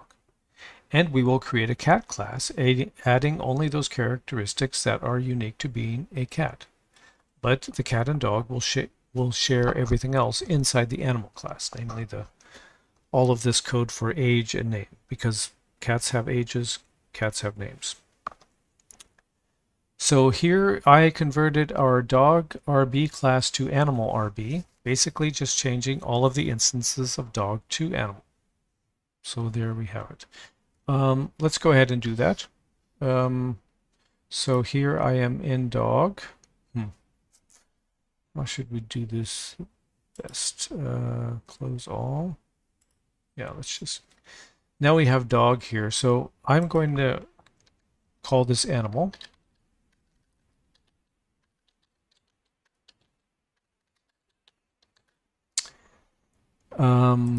Yeah, and we'll just rename dog animal. So animal. So let's just go through every line here. It has a name. An animal has a name and an age. So we're talking about animal, which means we're talking about dog and cat. They both have a name. They both have an age. Here we have the setter for the age. Okay, between 1 and 15. That's probably going to change later for the cat because a cat can be older. We'll have to look at that, but let's leave it for now. The task now is to just change this into an animal and then create a dog based on the inheritance of animal, which is actually still a dog. Okay, but we're going to change the name. So there's no names here. Age must be between 2 and 1. Here, name and age. That's all generic. Get information. This doesn't have any mention of dog in it. Age in human years. It has dog-specific information, but we're going to change that later. This here has a variable named dog. So let's just let me use Vim here to change this. So dog animal.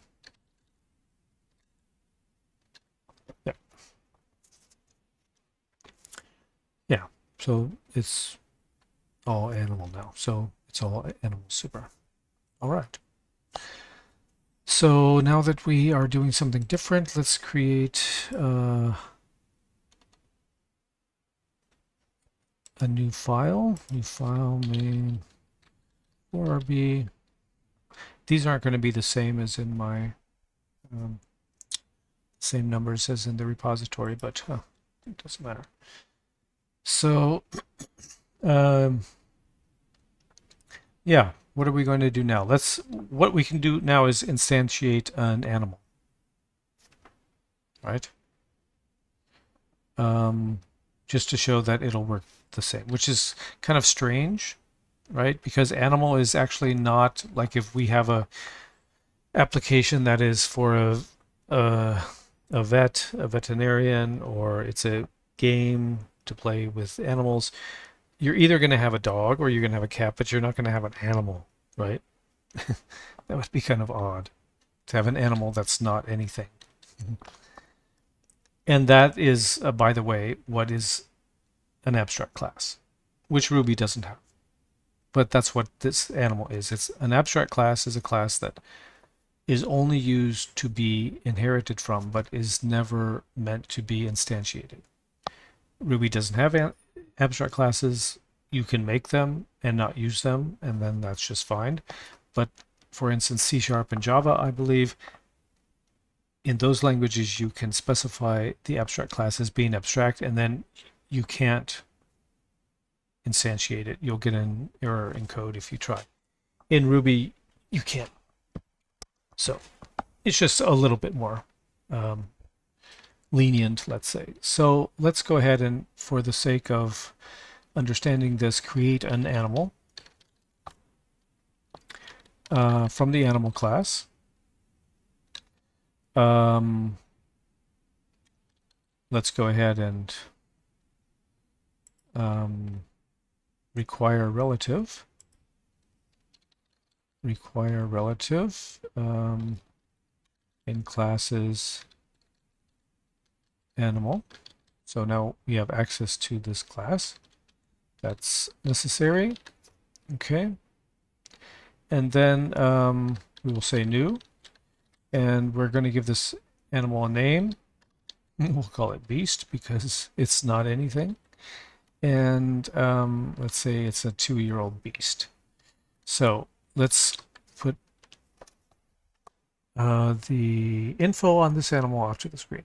I think this will work, unless we forgot a variable somewhere. It'll work. We'll have an animal, which is actually a dog, right? It's human years is times 7, and it can only be from 1 to 15. It has dogness still. But let's run it. And it doesn't work. Why not? Wrong number of arguments given. Ah, yes, of course. Why is there an error?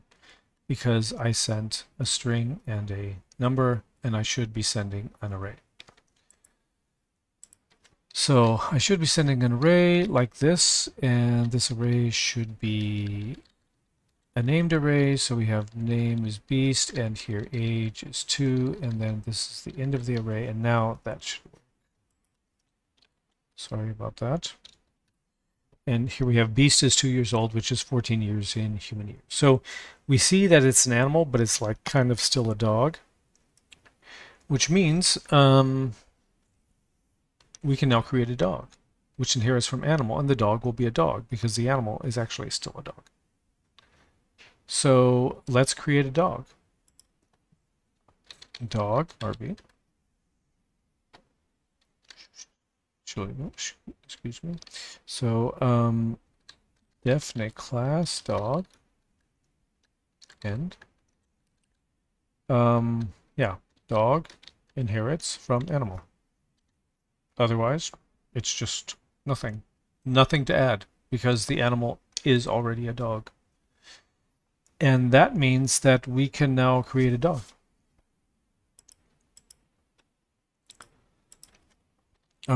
So dog equals dog new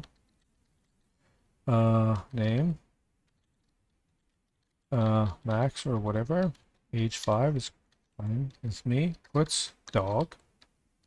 Oop, this is a dog, capital D of course. Put dog get info.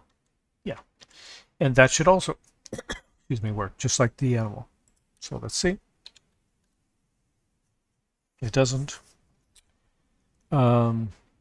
It can't find dog. Why not? Because I know I didn't import it. So I have to import it here with require relative. Easy enough. Copy, go to animal, change the dog. It now can get the dog class, which is here. Let's run it again, and we see Max is 5 years old. So now we have a dog being instantiated, which has absolutely no code in it. It just inherits from animal. We can see that here. Dog has no code in it, but it inherits from animal, right? If it didn't inherit from animal, would it work? No. Because, yeah, it doesn't have a constructor and it doesn't know what to do with this. So it doesn't have any code. Okay, so, but as long as it inherits from animal, it's fine. Then it works. That's the point.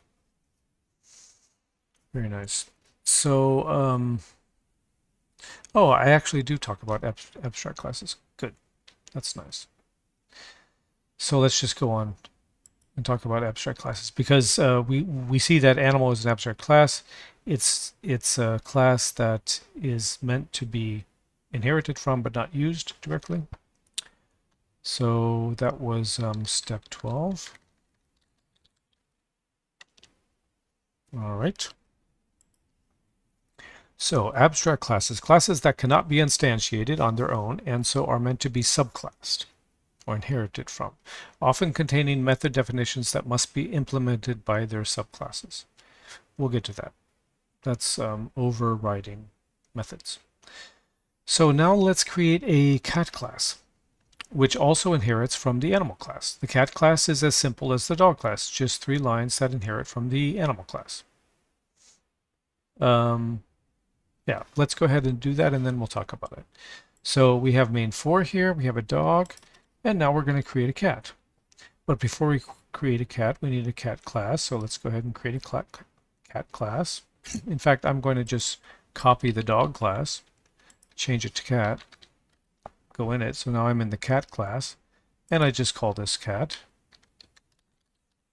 And it inherits from animal, which is a dog. So now we have a cat, which is actually a dog, and a dog, which is a dog, because animals is still dog code. But that means we can now create a cat, which is basically still a dog. And then after that, we're going to change the cat so that the cat's more like a cat. So here we can say cat equals cat. New name whiskers age 3 sounds good to me. Puts cat get info, and now it should work. I would say it works. Actually, I would say it doesn't work. Does anybody know why it won't work? Let's run it. Because cat is not found. What do we need to do? Import it with require relative.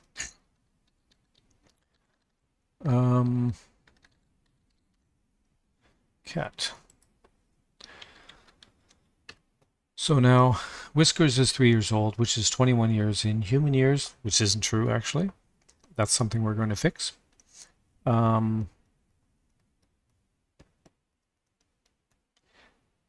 But we see that it's very easy to create new classes that inherit from other classes. They're just 3-liners basically, or 2-liners. Here. Okay, I don't know if I talk about it here, but it's something that I just realized.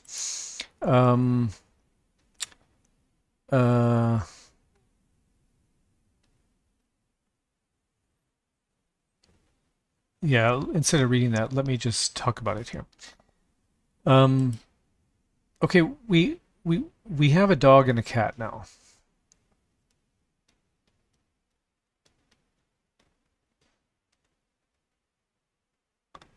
Actually, I see that this is saying the same thing, so let's actually read through this. Yeah, now let's create a cat class. The cat class is as simple as the dog class. Yeah, notice I removed the animal class since it will never... Yeah. That's what I wanted to say. We're never going to instantiate the animal class. The animal class is an abstract class, so we're going to get rid of it. Which means we don't need to load it here. So let's run the code. Will it work?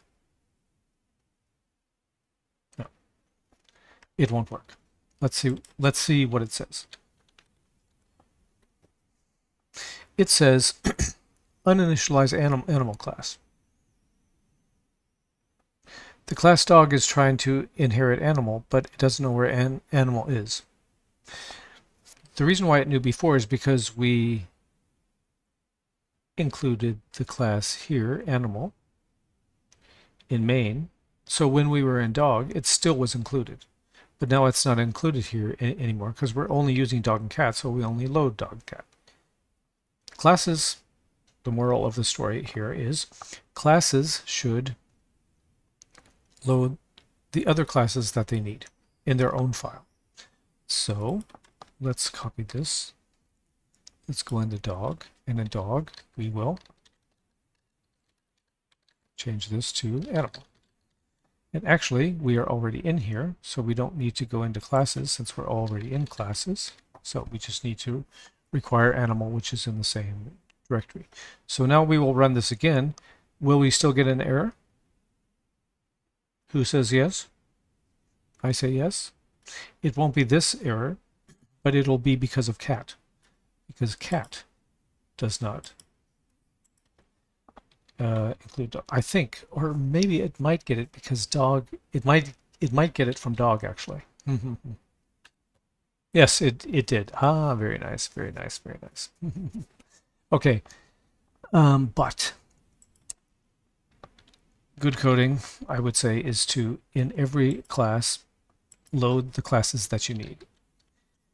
If it is already loaded, it won't load it again. But this is just clearer. Every class should have the classes that it depends on loaded at the beginning.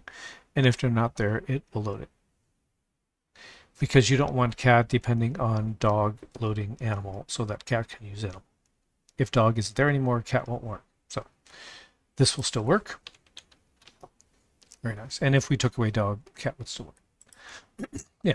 So that's what did we do there? We are now treating animal as an abstract class. So yeah. Okay, so let's make that a cut here. Abstract class removed. Okay. So now let's read through this. I think it's a good description of our issue now. But notice we now have a problem. Here we see we have a problem. Whiskers is 3 years old, which is 21 in human years. That's not true. Our cats are essentially dogs. They have the same human age as dogs, which is not true. The reason is that the animal class is still essentially the original dog class, and now both the dog and the cat classes are inheriting from it. So let's change this. According to common wisdom, a cat's age can be calculated. Cat's age. I'm going to be correcting these typos later, so bear with me. Okay. A cat's age can be calculated to human age with the following formula. The first cat year is 15 human years, the second cat year is 9 more years, and each additional year is 4 human years. So it's a different algorithm than dogs, which is more or less true, I believe. Let's implement this so dog and cat years are calculated differently. Here you see that the dog and cat class differ only in their age in human years methods. That's also a typo. Let me correct that. Thank you for bearing with me. Otherwise, they inherit all of the other functionality from the animal class. The abstract animal class also has an age in human years method, which will run if we create, for example, a bird class and forget to implement the age in human years method.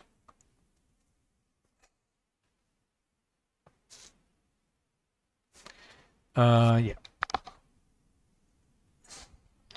So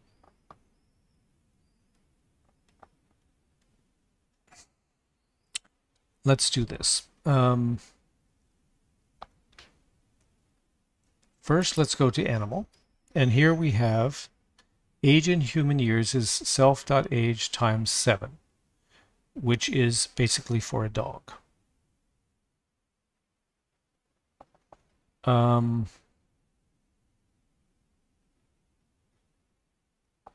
So this is actually going to be now only in dog.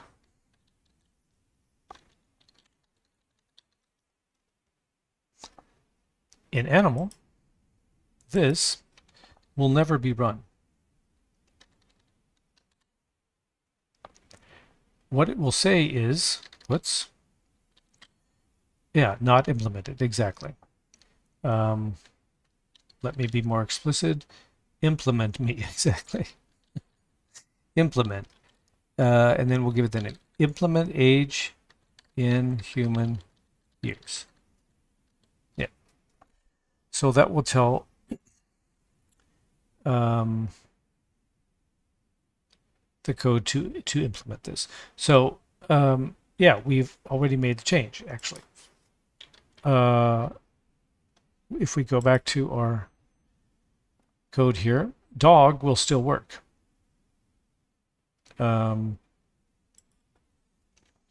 Let's comment out cat. Let's run this. main for, and it says Max is 5 years old, which is 35 in human years. Where is this being calculated? No longer in animal. Age in human years says implement this because it needs to be implemented in all of the child classes. Dog does that. This is the same name, age in human years, so it overrides the animal method, age in human years. Perfect. Now what if we did cat? What do you think will happen? Cat does not override this method. So what code is going to be executed when age in human years is called on cat? Here actually.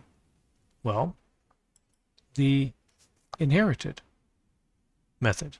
And so it's going to say, hey, implement this, which is exactly correct. Let's run it. Yeah. Max, 5 years old, 35, perfect.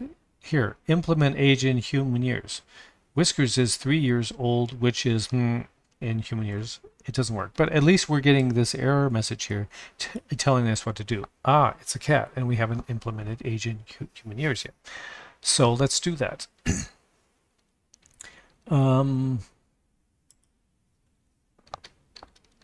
Def age in human years. Let's just return 99. Just to see if it now returns Whiskers is 3 years, which is, or let's give something absolutely ridiculous, 999. I think that would work because it overrides age in human years from animal. Let's try it. Yes, 999. So now we just need to do the right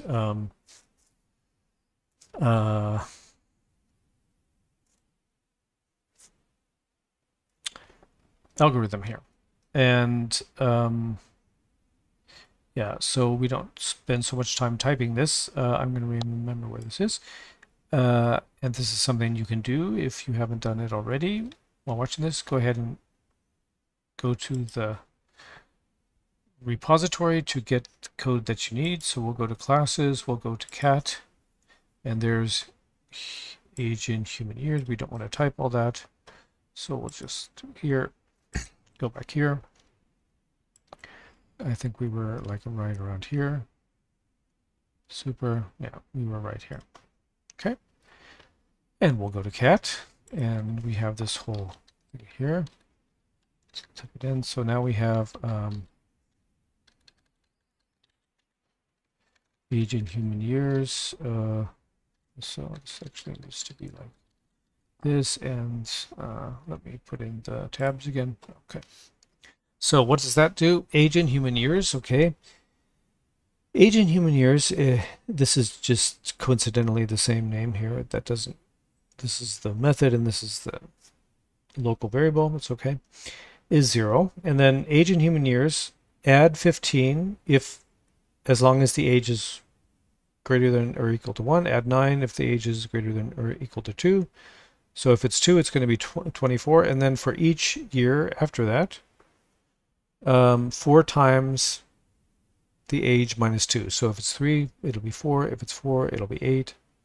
If the age is greater than 3. So that's just the logic of the algorithm. And return the age in human years. So now we're going to get a different age. Let's go ahead and calculate this in our head just to do the test. Whiskers is 3 years old. So how old is it going to actually be in human years? It's going to be 15 plus 9 is 24 plus 4 is 28. So it should be 28, not 999. And if it is 28, then our algorithm is working. And here we go. Yes. So Max is 5 years old, which is 35 years in human years. Whiskers is 3 years old. Let's actually do a test here and say that Max is 3 years old as well. So now we're going to have 3 years old, 21 years, and 28 years. So the dog will have a different human age than the cat. And indeed, it is true. So now we see that even though, and this is the aha moment for inheritance in object-oriented programming, and let's look at our inheritance thing. Even though dog and cat are calculating the ages different, it's sharing, both of these classes are sharing all of the common code, first name, last name, all of the default constructor, the get info, all of that is the same. The only place where they differ is the age in human years. So you're seeing you have very efficient code. Everything that is shared is in the inherited class, which is a lot of code, and everything that is different is overridden. So that's inheritance in code. And I believe that the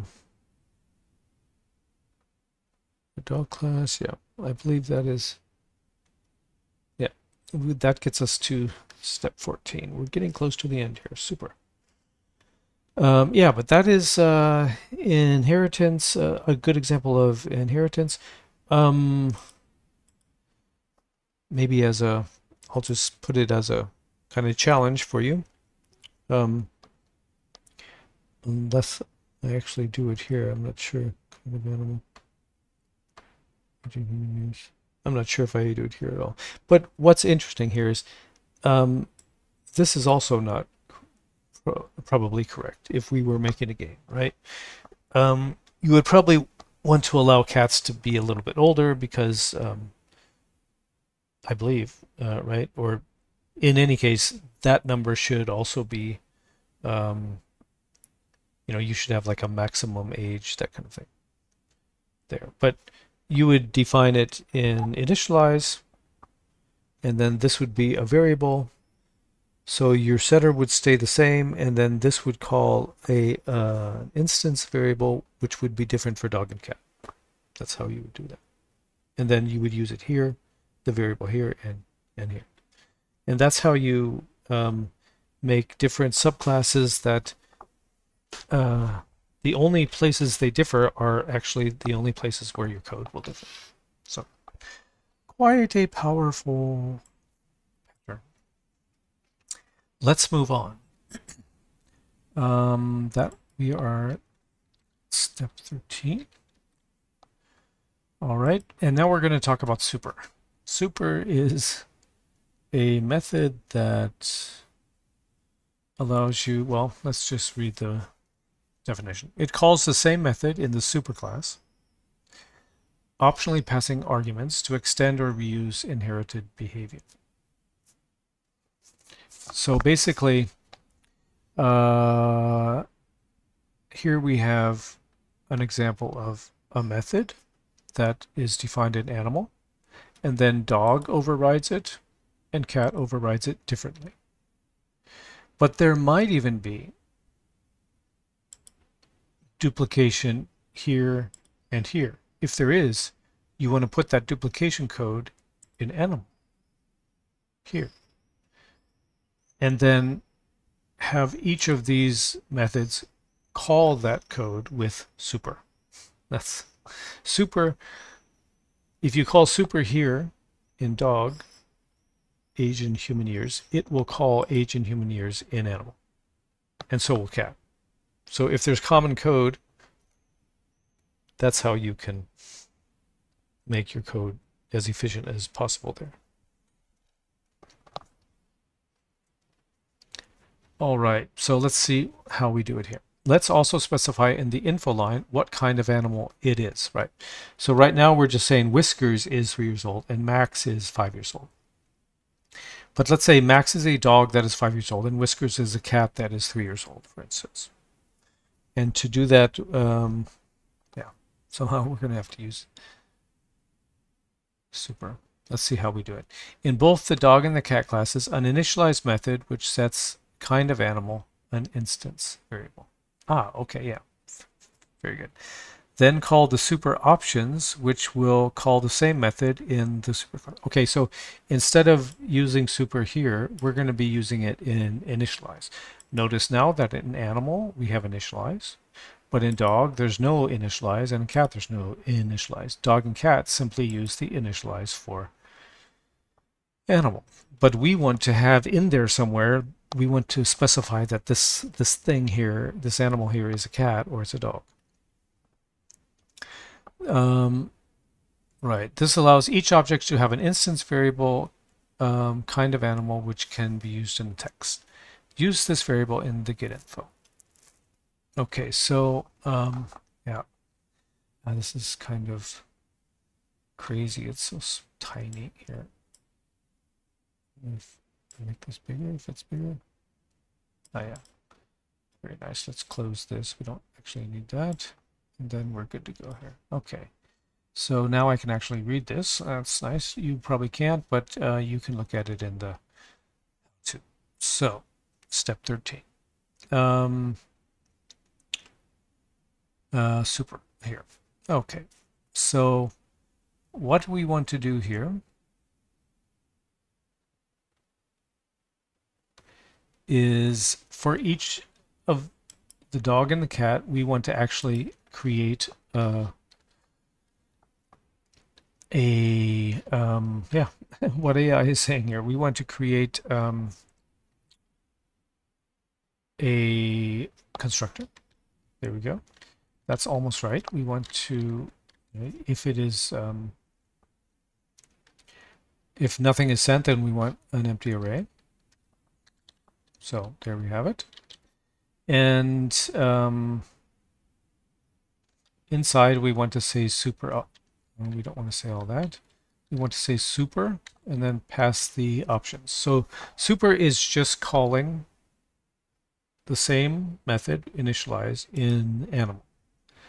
So this is just the same as we had it before. In fact, this code will work now, but it will run this. So let's see if it actually works. Yes. And we can see here puts I'm in dog at the moment, so run it. I'm in dog, okay. And now let's make the same method here in cat. I'm in cat. So here we'll see it twice. I'm in dog, I'm in cat. So you see that this initialize is being used, and it's simply calling the initialize method of animal, and we know that because the variables are being set, and that's what gets done here. Okay, but what we want to do is to have a kind of animal instance variable, and we just need to set it here.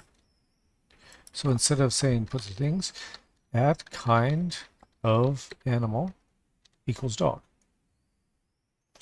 In other OOP languages, you need to define this as a private variable inside the class here, but in Ruby you don't. You just have to use it, and then it'll be known. So it's set here to dog, and here let's set it to cat. Super. We'll run this. It'll work. We don't see anything different, but there is an instance variable inside this object, which is now cat when cat is run and dog when dog is run. So what can we do? We can now go to animal and inside get info say that, so Fido is 5 years old. Let's say here is a what? Kind of animal. And yeah, instance variable is a kind of animal which is years old. Or look, we have two whiches.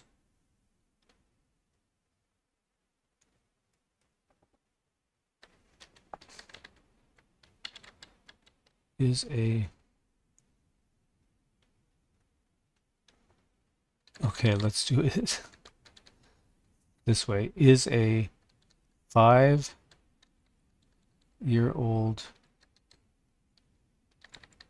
sorry, it's kind of confusing, but okay, Fido is a 5-year-old dog or cat, which is da-da-da.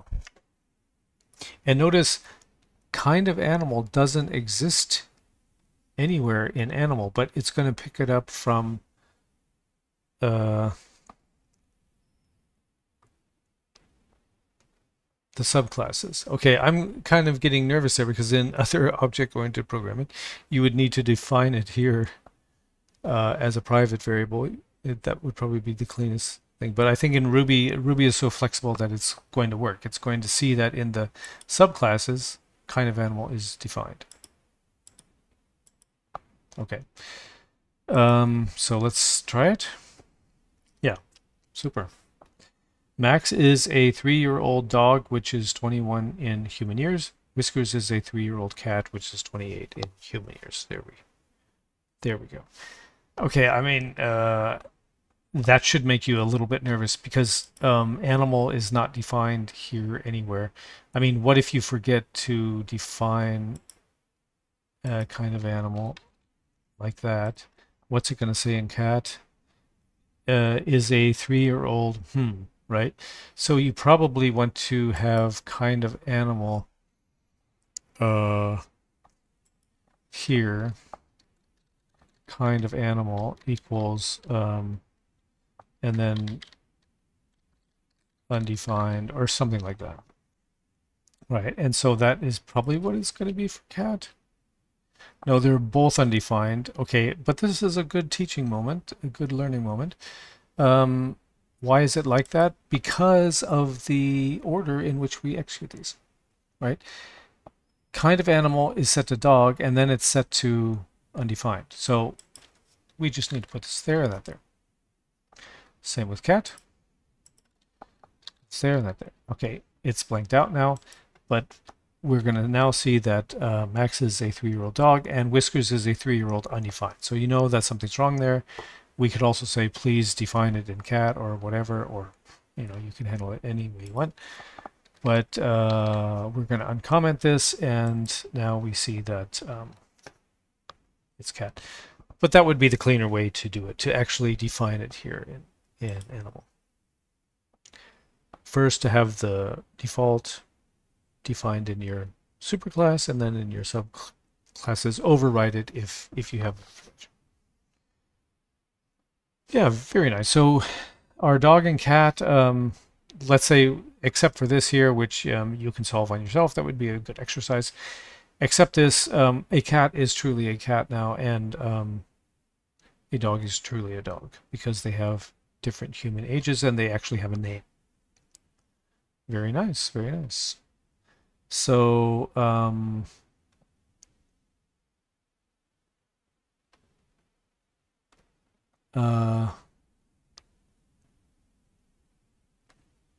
yeah.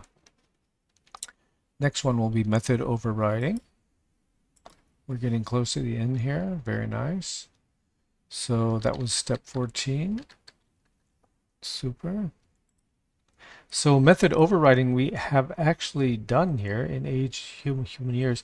This is just some more method overriding. We have already seen this, the process where a subclass provides a specific implementation of a method that is already defined in the superclass. So this is defined in the superclass, and dog overrides it here, and cat overrides it here. It's the same with initialize. Cat overrides initialize here, and calls super, by the way, to use the superclasses initialize function overridden here, and here's the original. We already have an example of a method overriding in age and human years, exactly. However, the abstract instance of this method outputted an error since the method is meant to be, another typo, 1 second please. Okay. Let's make an example where a method is not mandatory. So a class that does not override it will simply use the method in the superclass. Right, so what I'm saying there is that this age in human years, it's expected that every object implement this. And okay, we're just in Ruby, we're just saying, hey, implement this. In other languages like C# and Java, which have a bit more implementation of OOP, your code wouldn't compile if one of your subclasses didn't implement a method that was meant to be implemented. So, but we're flexible here in Ruby land. Let's make an example where the method is not mandatory. Where you can override it or not. So let's create another class called fish. And then have a method in the animal class that some subclasses override and others don't. So here we have the animal class indicating that any animal that does not explicitly make some kind of noise will be silent. Right? So an animal will be silent by default, unless it makes a noise. So it'll be silent by default. The make noise method will just say is silent unless it makes a noise. And in that case, it will override the make noise method and make that noise. So, the dog overrides the method and barks. The cat overrides the method and meows. The fish doesn't override the method at all, so is silent. That's the point. All right, so let's implement that. So we have in animal, we have, and we can just put this anywhere. That's the flexibility of OOP. You can basically just add methods anywhere, make noise. And here, this is precisely what we're not going to do. We're not going to say implemented. We're just going to say is silent. That's the noise it makes, silence. So I guess I could do tabs here. So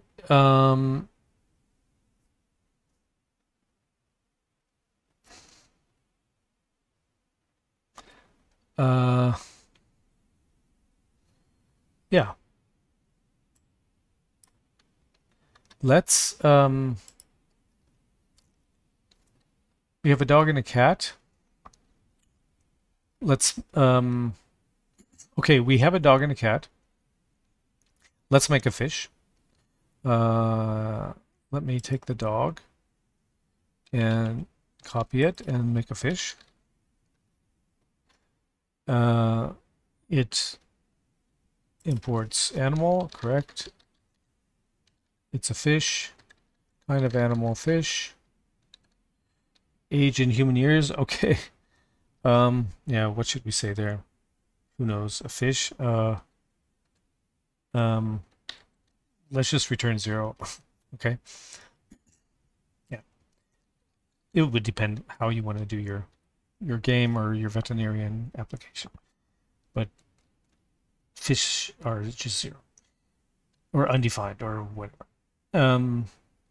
But so we are in fish, and let's say it doesn't have a make a noise, as the dog and the cat also don't have. So now let's go here, and this should still work. No problem. Let's make a sanity test. M4, yeah. Okay. We can close this now. So max is 3, da-da-da. Let's make them make their noise. So puts dog make noise. What noise is the dog going to make, do you think? I think, since the dog doesn't override that method, it's going to make the noise that an animal makes, and it's going to be silent. And it is. Max is silent. How about the cat?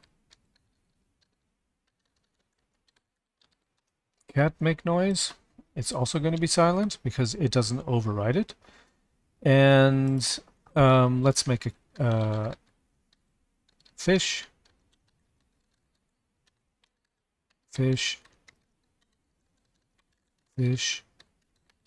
What's the name of a fish? What's the name of a fish? Guppy. Age 1. And fish get info and fish make noise. And what noise is the fish going to be?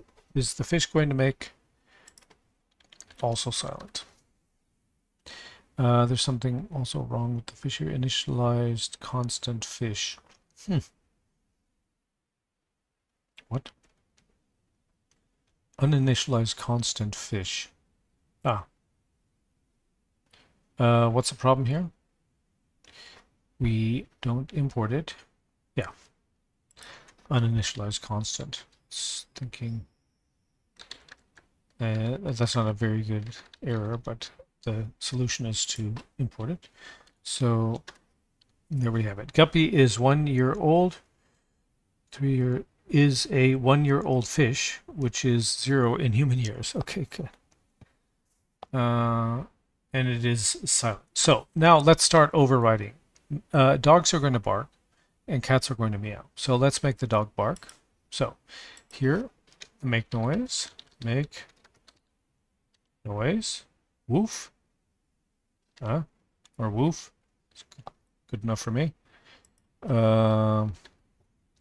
So max, make noise, woof. We need def, of course. Sorry.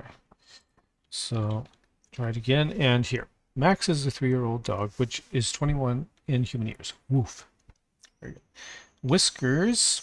So let's do whiskers. Our cats are going to meow. Meow.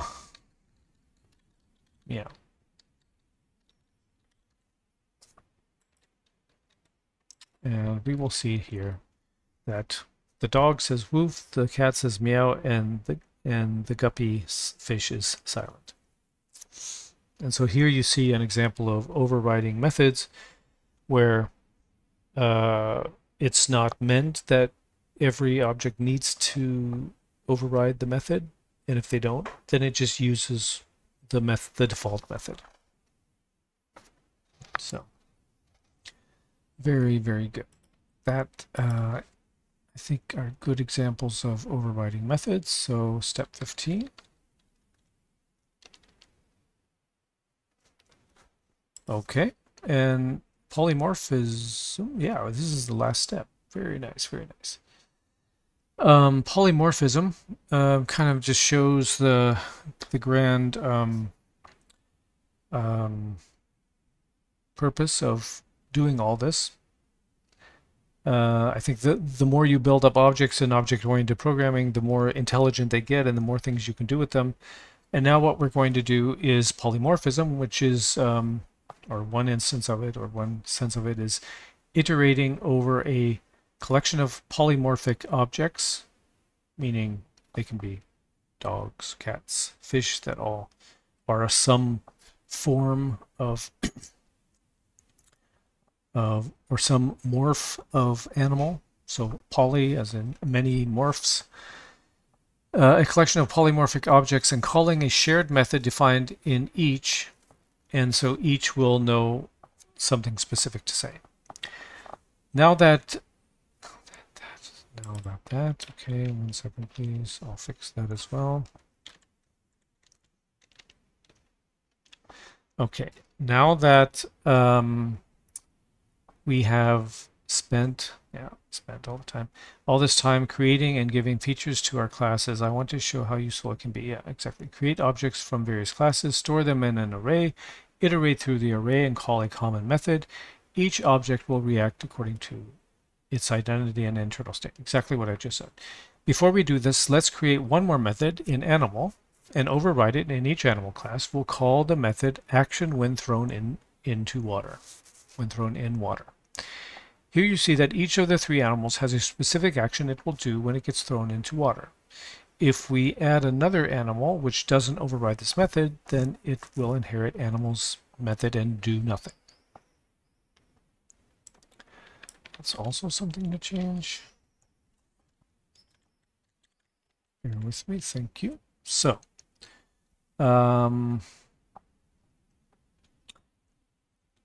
Is thrown in water. This is going to be an animal, so we go to animal. Let's go ahead and close all others. Close all. Go to animal. And we will now define a method is thrown in water. And again, it can be anywhere. So def is thrown in water. End. All right. So this is not what we're going to do. We're not going to say implement it, but we are going to say does nothing. Does nothing. Yeah, so why don't we actually leave it as that, not implement any of them, and so that each of them does nothing at the beginning, and then we'll make the cat and the dog and the fish do various things. But we'll see that does nothing works. So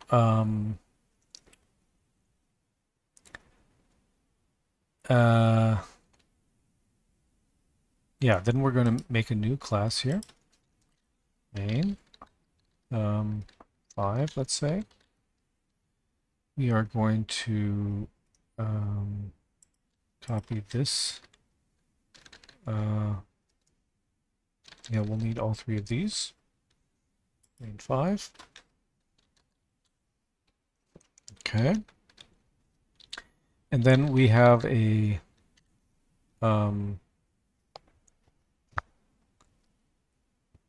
array of animals. I was calling the options thing an array. Actually, that was a not an array. Okay, but in any case, we have an array here. So what are we going to do? We're going to add animals to this array. And then we're going to run through each of the animals. So let's just add a, this is how you add a item to an array. The item that we're going to add is dog new. Yeah, we don't want so much all at once. So max is the age of 3. Okay, very good. And then we're going to do a kind of loop. There's many kinds of syntax for loops in Ruby, but we'll do this one. So exactly, puts animal get info. So we're going to, instead of do get info, is thrown in water. Exactly. So what is going to happen here? A dog by the name of Max at the age of 3 is going to be added to animals, and then we're going to go through the one animal in animals and throw it in the water, and it's going to do nothing.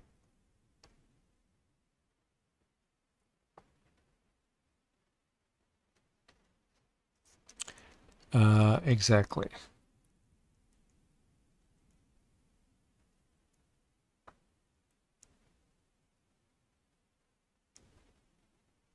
One second, please. I need to check this. Okay, so there's a little distinction here. This is action when thrown in water. Exactly. Action when thrown in water.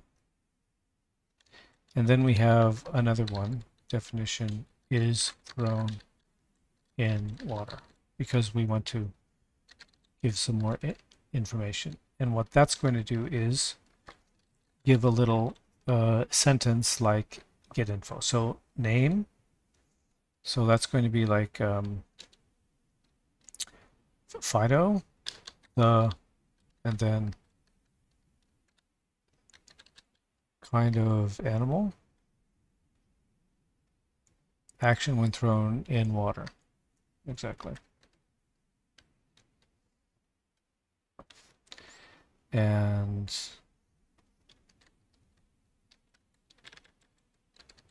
Yeah, this could also be an at. I mean, this is the same thing over again. I mean, you can use the internal value or the getter, but it doesn't matter. Action when thrown in the water is just going to be that you could put self, I think would be the best way to put it, because it's using action when thrown into water. Exactly.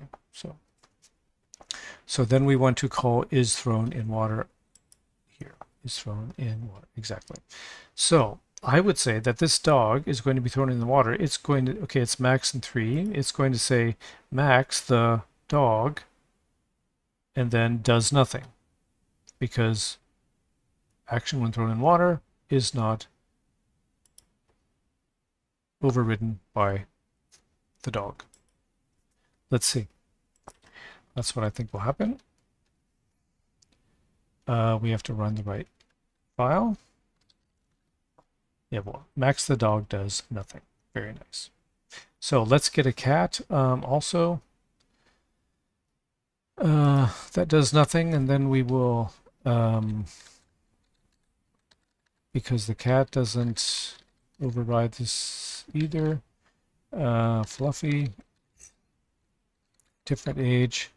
So now what's going to happen? We're going to have the dog does nothing, the cat does nothing. Max the dog does nothing, Fluffy the cat does nothing, and then we're going to have a fish.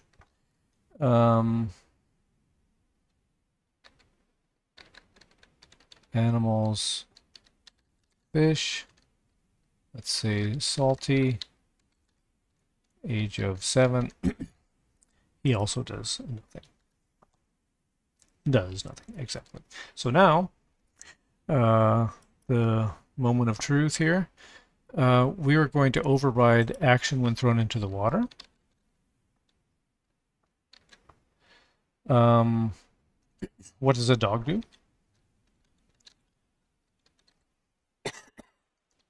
Starts to play. So now he overrides that, so starts to play dead. So he overrides that, and the dog is going to start to play, and the cat and the fish will do nothing. So Max the dog starts to play. Fluffy the cat does nothing. Now the cat, what does the cat do when it gets thrown into the water? It probably jumps out.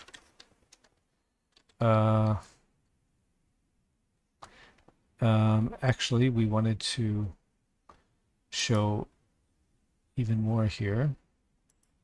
Makes noise. Name. Make noise. This is a method, so this is going to be self. So, right, that's what I originally wanted to do. So let's see how it is now. So, yeah, I changed this. It says woof. So, no. Okay, let's change this to the original. The cat is going to meow. So now all of the grammar is correct. So here we have Max barks. Max the dog barks. Oh, gosh. Max the dog barks. I just have to get the grammar correct to have the final thing here work. Okay, that should be the right order. Now, so here we have Max the dog barks and starts to play. Max the dog barks and starts to play. And so Max the dog barks and starts to play. Fluffy the cat meows.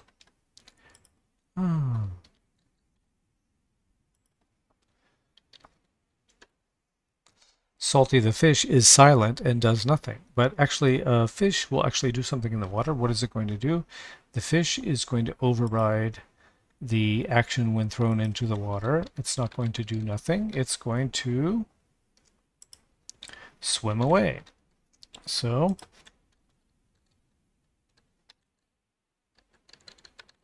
swim away. So I think we have all of our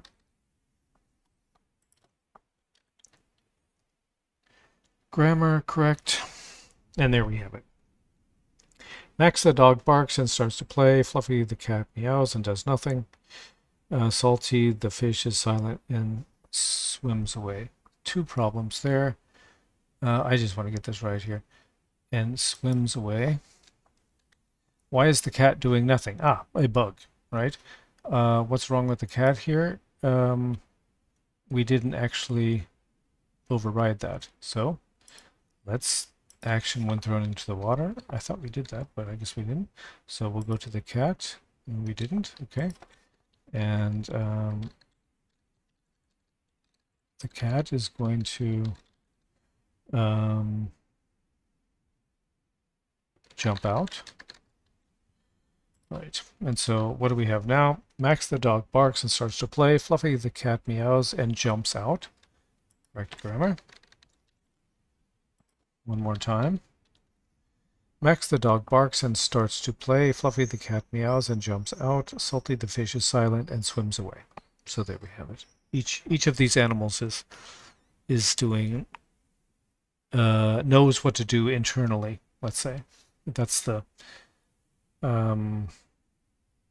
yeah, something that object-oriented programming gives you is it allows you to program autonomy into these objects. So, and you see as a final test here, if we were to create any other cat, let's say, then it's going to do the same thing because it is a cat.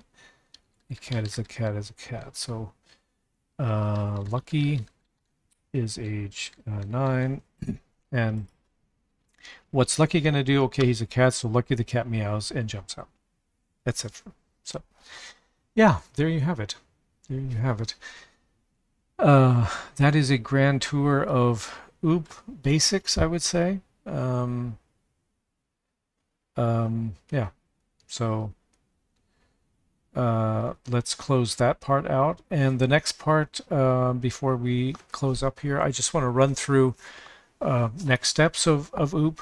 If OOP has interested you and you see that it has a lot of potential for problems you want to solve, or if you have run into OOP projects in your work or in your projects and want to get more into it, let's look at what is beyond the basics.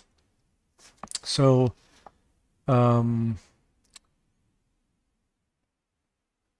class variables is something we didn't cover, which is available in Ruby.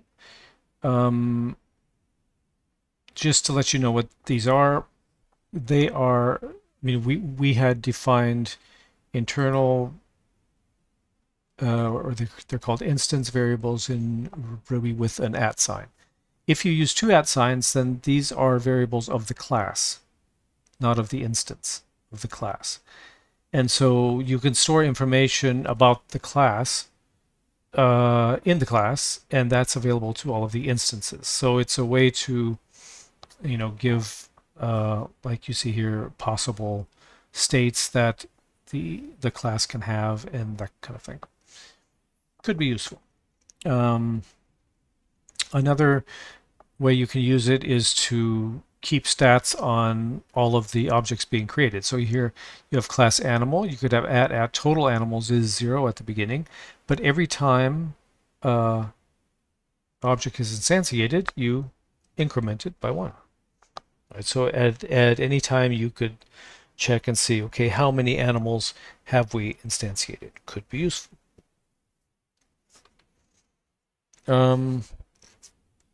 There are also class methods, or what I know in other languages as static methods. And I usually use these as a factory method. We'll look at factory pattern here in a minute. But just know that they look like this. So let's say this is you have a class product, and so you can instantiate it by saying new product and then send a price. But let's say you have specific kinds of objects that you're always creating, an exclusive product. And the exclusive product has a price of 45, a standard product has a price of 30, and a discounted product has a price of 15. So then you could just say, you could just call these. So you'd say like exclusive or product 43 equals product dot exclusive, and you get a product that has a price of 45. Right? So it's another abstraction on creating objects. So that's what a class or static method would be used for. Just so you know. Okay, access modifiers for encapsulation. We've seen a little of this going on here. What's private to the object and what's public to the object? What can be accessed from the outside? What can be accessed from the inside? So basically, in all object-oriented languages, you have public, private, and protected. So the most important and the most common are public and private, both which we saw here. What was public in our animal class? We had, name, and name was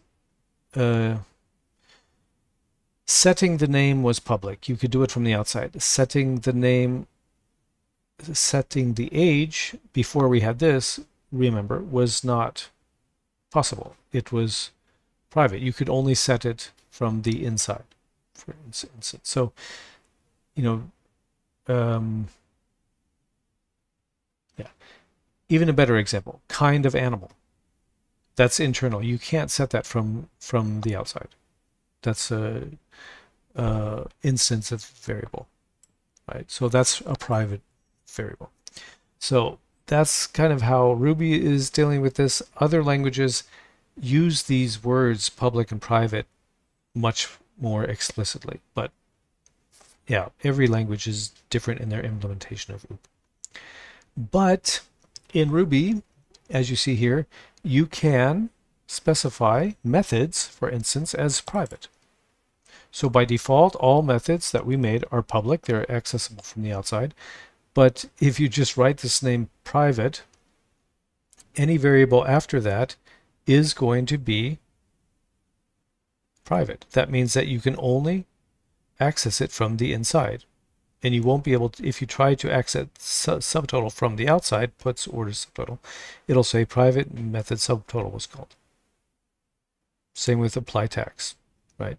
And that makes sense. You don't want, code applying tax from the outside. It's something that the object uses internally and doesn't want to expose to the outside. You should be able to get the total from the outside, and that's it. And the total will apply tax to the subtotal and give you the total. But you don't, from the outside, you don't get to mess with the internal details of the object. That's this distinction. So protected is just another kind of private. It's the same as private, but it applies to subclassed objects. So just know that that's there. And mainly in object-oriented programming, you're basically only going to see public, private, and protected. In C#, you have other layers as well for assemblies, and if it's public or private in the assembly and that kind of thing. That's a special case. Public and private basically cover most of your concerns, and then you might use protected from now on. And this whole area of public and private is the concept of encapsulation, which I think we did quite a bit here. And it's just good to know, a lot of people, when they learn object-oriented programming, they see this as a way of security, that you secure your objects somehow. But it's not really that. It's more integrity, that your object should just not expose methods and data outside of the object that are internal, right? So that other code doesn't access them, but it's not a security measure so that users don't access them or anything like that. And it's also just for code organization. Yeah, in editors, you'll often have code completion or IntelliSense, and once you type the name of an object, then you'll press dot and you'll get all of the public methods and instance variables or properties, but you won't get the private one. So, you know, if you have 50 methods on your class and only 5 of them are public, then you're only going to see the ones you can use that are public. You won't see all of them, which is just better code organization and makes it easier to work with the code. So yeah, I talk about the syntax differences in Ruby. Ruby has these things going on, which deals with the public and the private. I think this is a very nice, simple way to deal with this. I would spend some time, if you're getting into Ruby and object-oriented programming, to just understand how these work with the readers and the writers, and you know how to, like we did here with the age. Okay, the getter is automatic, but the setter is explicit. You have code for it and that kind of thing. You can do a lot with that, but it's basically, you're basically doing the same thing as the private and public in other OOP languages. Yeah, and as I said, C# has internal, protected, internal, private, protected, etc. So summaries, I think basically what I said here. Yeah, public and private are, and these in Ruby, accessors, readers, writers, are going to cover most of your needs to do the encapsulation that makes your code easy to read and easy to use. So yeah, unimportant topic, encapsulation. So another one is interfaces. So interfaces are quite powerful. Ruby doesn't have them. It defines a contract of method signatures that implementing classes must fulfill without providing any implementation details. This is, I think, shown best in an example. Let's say you have books which have a title and a description, and vocabulary words that have a word in it, a description, and you have a API or a program that has flashcards in it. So a flashcard needs a front and a back. And you want to test people on books, and you want to test people on vocabulary. And you want to throw books and vocabulary into one array. Well, they need to be the same type. That means they need to be of type flashcard, or as this is C# code now, of type iFlashcard. That means that they fulfill the signature of iFlashcard, and that is, it has a front and a back, and they're both strings. And it only has a get, yeah, not a set. Okay, this is C# syntax. But what we see here is that the book, the front is going to be the description, and the back is going to be the title, right? So the user in the flashcard app is going to see the description of the book, and they have to think, oh, what's that book? So, but when the vocabulary vocabulary items get thrown in, the front is going to be the description, the back is going to be the word, right? So they're going to get the description of the word, and, or actually this should be definition, but it's a just so that it's different from this. But it's going to get the front is going to be the definition of the word, and then you have to guess the word, right? But you can put, so all kinds of things in there. Like if you had famous people, you might have their history, you know, and that would be the front, and the back would be the name, for instance. Right. So, and then, yeah. Another example, you have a multifunctional printer, and it's iPrintable and iScannable. That means it can print and it can scan. And if it fulfills this interface, then it can be sent to an array of printers that can scan, for instance. Right. Right. In Ruby, you can certainly create the above examples. It's just that there will be no type checking or interface checking before your code runs. So if you know, you can throw vocabulary items into your flashcard app, but if they don't have a front and a back defined, then the code is going to break at runtime. In C# you have the protection that it won't even compile if it doesn't fulfill the interfaces. But just so that you know this term, duck typing, Ruby is a weakly typed language. It's not strongly typed, which is what interfaces are. And so you can do all these patterns like with interfaces, but they're just not checked at compile time because Ruby isn't compiled. So yeah. So that's basically that. You could get past this in Ruby by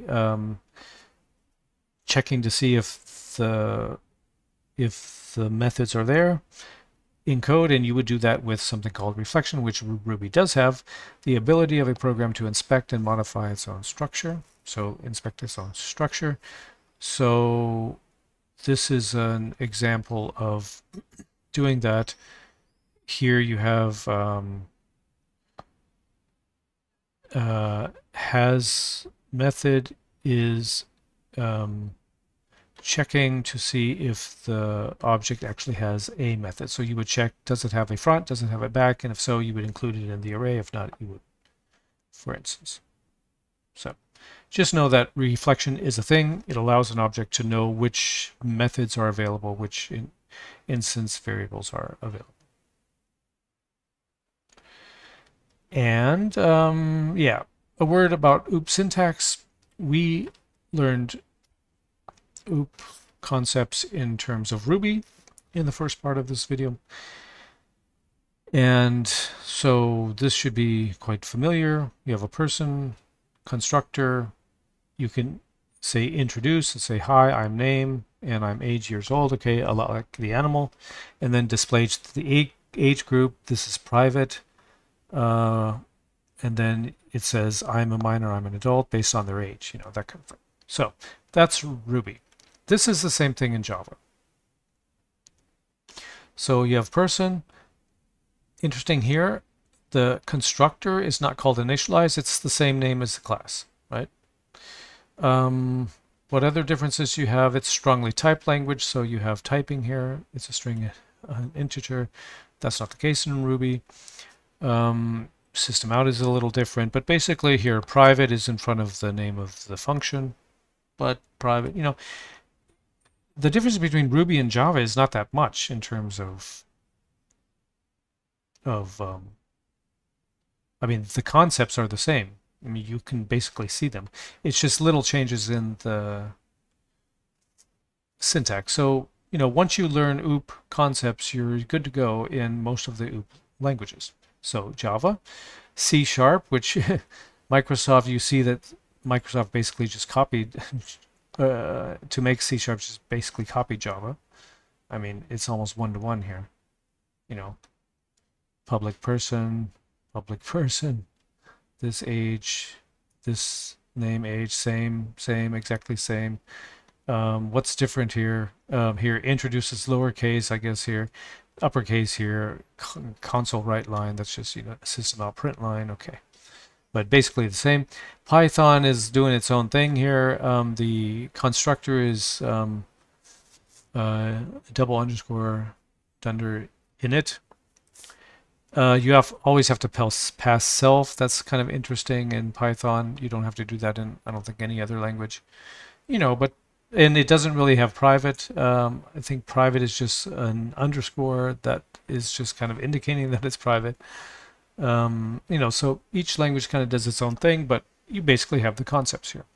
PHP is probably more like C# and Java. It's got the private going here on the front of the functions. The constructor is called construct, not init, and not the name of the class, but basically looks quite C#, Java.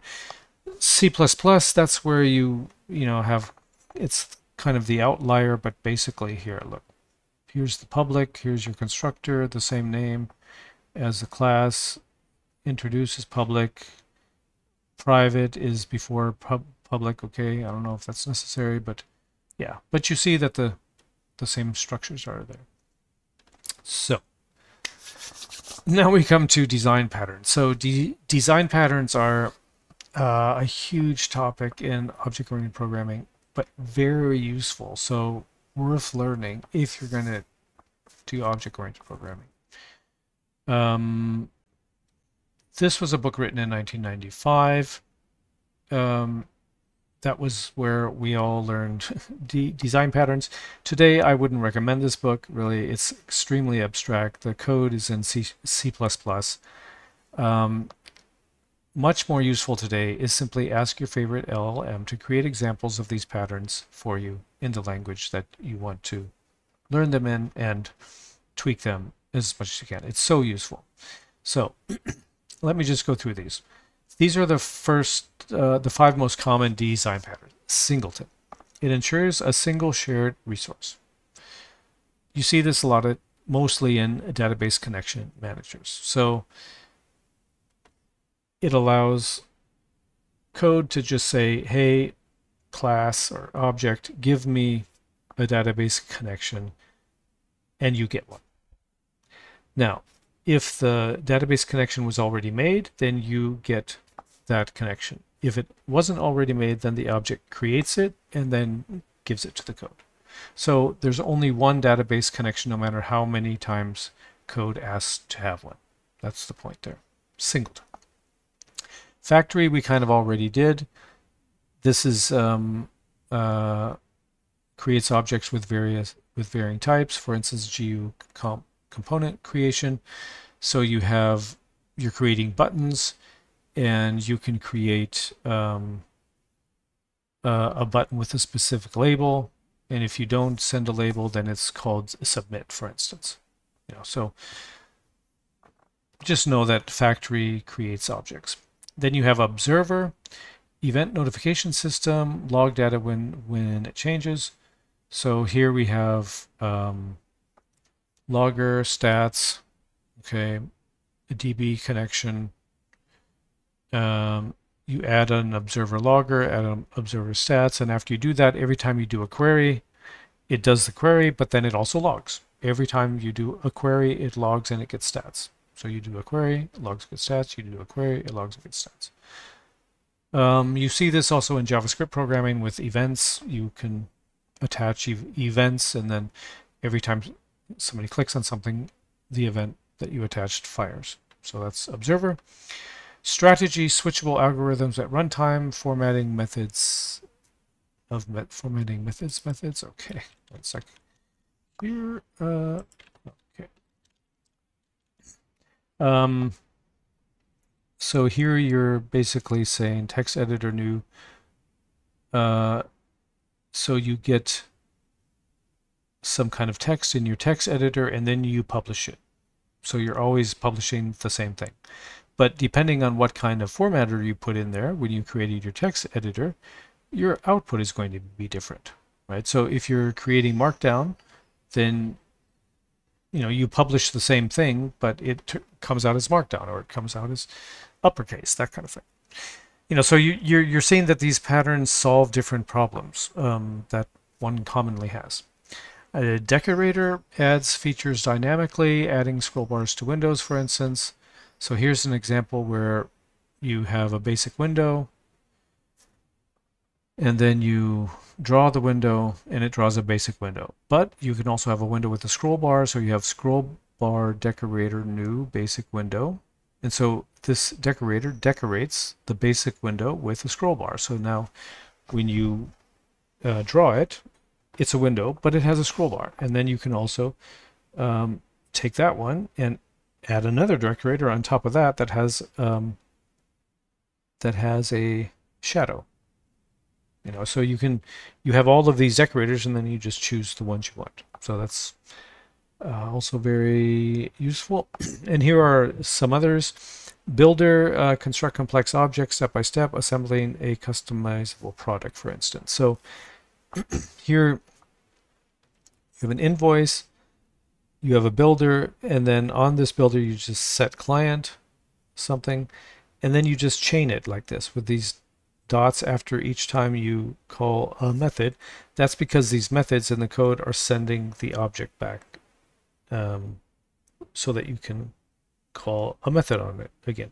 So really cool stuff that makes your code very concise. That's builder. Prototype, clone objects efficiently, duplicating complex graphic shapes, for instance. So this is basically where if you spend a lot of resources, a lot of time creating an object, and it's very complex, but you want an object like that and then add one more thing, you can quickly make a clone of it. So just know that that's a thing. Adapter, make incompatible interfaces work together in integrating. You could use this for integrating legacy code. So legacy logger, you have a new legacy logger, then you have an adapter which adapts because yeah, it's basically your legacy code, but for a new code base, this legacy code needs to have a log message instead of a write log message. So with the adapter, it now is the same code that has a log message that just maps onto its own message. So that's a way, if you're dealing with a lot of legacy code, you would use adapter. Bridge is, I think, the one that's most difficult to understand. Separation of abstraction and implementation. So for example, a device independent rendering. So you have a TV, you have a radio, then you have a basic remote TV, which is a basic remote object that you send a TV into. And with that, you can turn the TV on and off. Okay? But then you have an advanced remote here, and you send the radio in it. You can turn it on and off. You can also mute it. Or here you have the advanced remote, and you send the TV in again, and you can turn it on and off just like you could here, but you can also mute it. So it separates the TV from the remote, or the radio from the remote, and so you can send in all kinds of things, and they will have different, these devices will have different capabilities. So Composite is another one. Manage hierarchical structures. This is basically if you're doing a folder file system where you have to store files in folders, and there's folders and folders, and inside the folders there's files, and more folders which have files, and more folders which have files, and it goes all the way down. So it just gives you a way to deal with it, because if you don't have a pattern, that's or you would have to use recursion in some way. That's going to be difficult. So it gives you a way to solve this. So you root add a file, and then you add a subfolder, and then here this subfolder you put into the root, but the subfolder, where does this? Yeah, the subfolder gets these two files, and so you see that those two files are in the subfolder. So you also have Facade, simplify complex subsystems, unified API for multiple libraries. This is also a difficult one to understand, but basically this is a good example. You have two different payment libraries, Stripe Gateway and PayPal Gateway, but you want to be able to use them with one object. So you don't have to always have to load one, load the other. You say Facade, you load both of them in here and everything they need. PayPal needs this and this. Stripe only needs this. And then you just say Facade, charge with Stripe.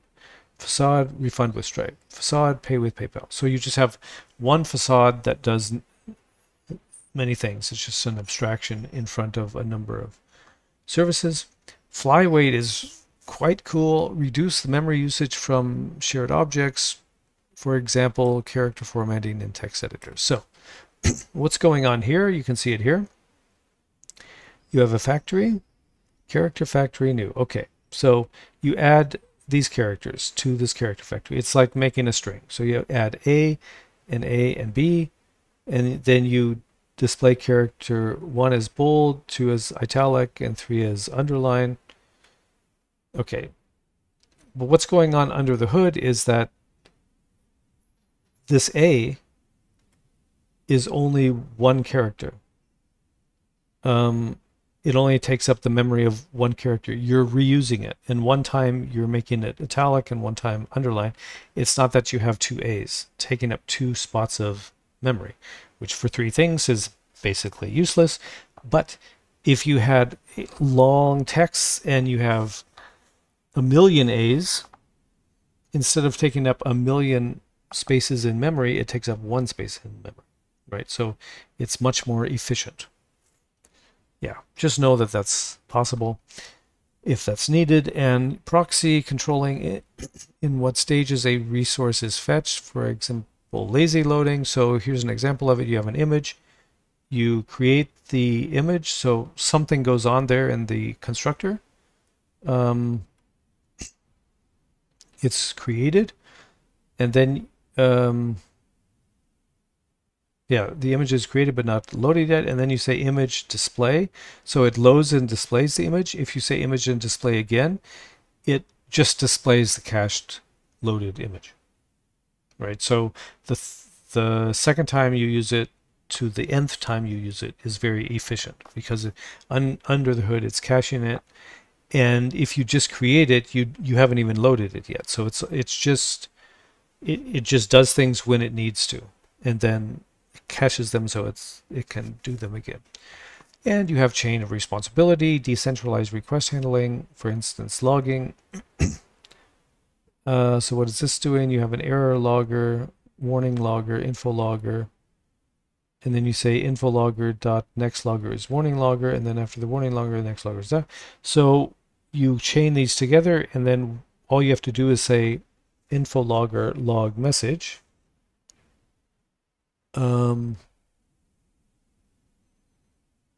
This is an info message to this. Okay, in this example we have loggers. Each handles messages of a certain severity and passes them along in the chain. This enables a okay, so right, you chain them together in any way you want. It can be different each time, and the error logger, if it's an error, it'll take care of it. If not, it'll pass it on. So that can be useful in some instances. Just understand that that's some kind of chain of responsibility. And we have command encapsulate requests as objects, queuing actions. Also interesting. So you have light, you have a new light object, a new remote object, and then you say remote, add a command, turn on the light.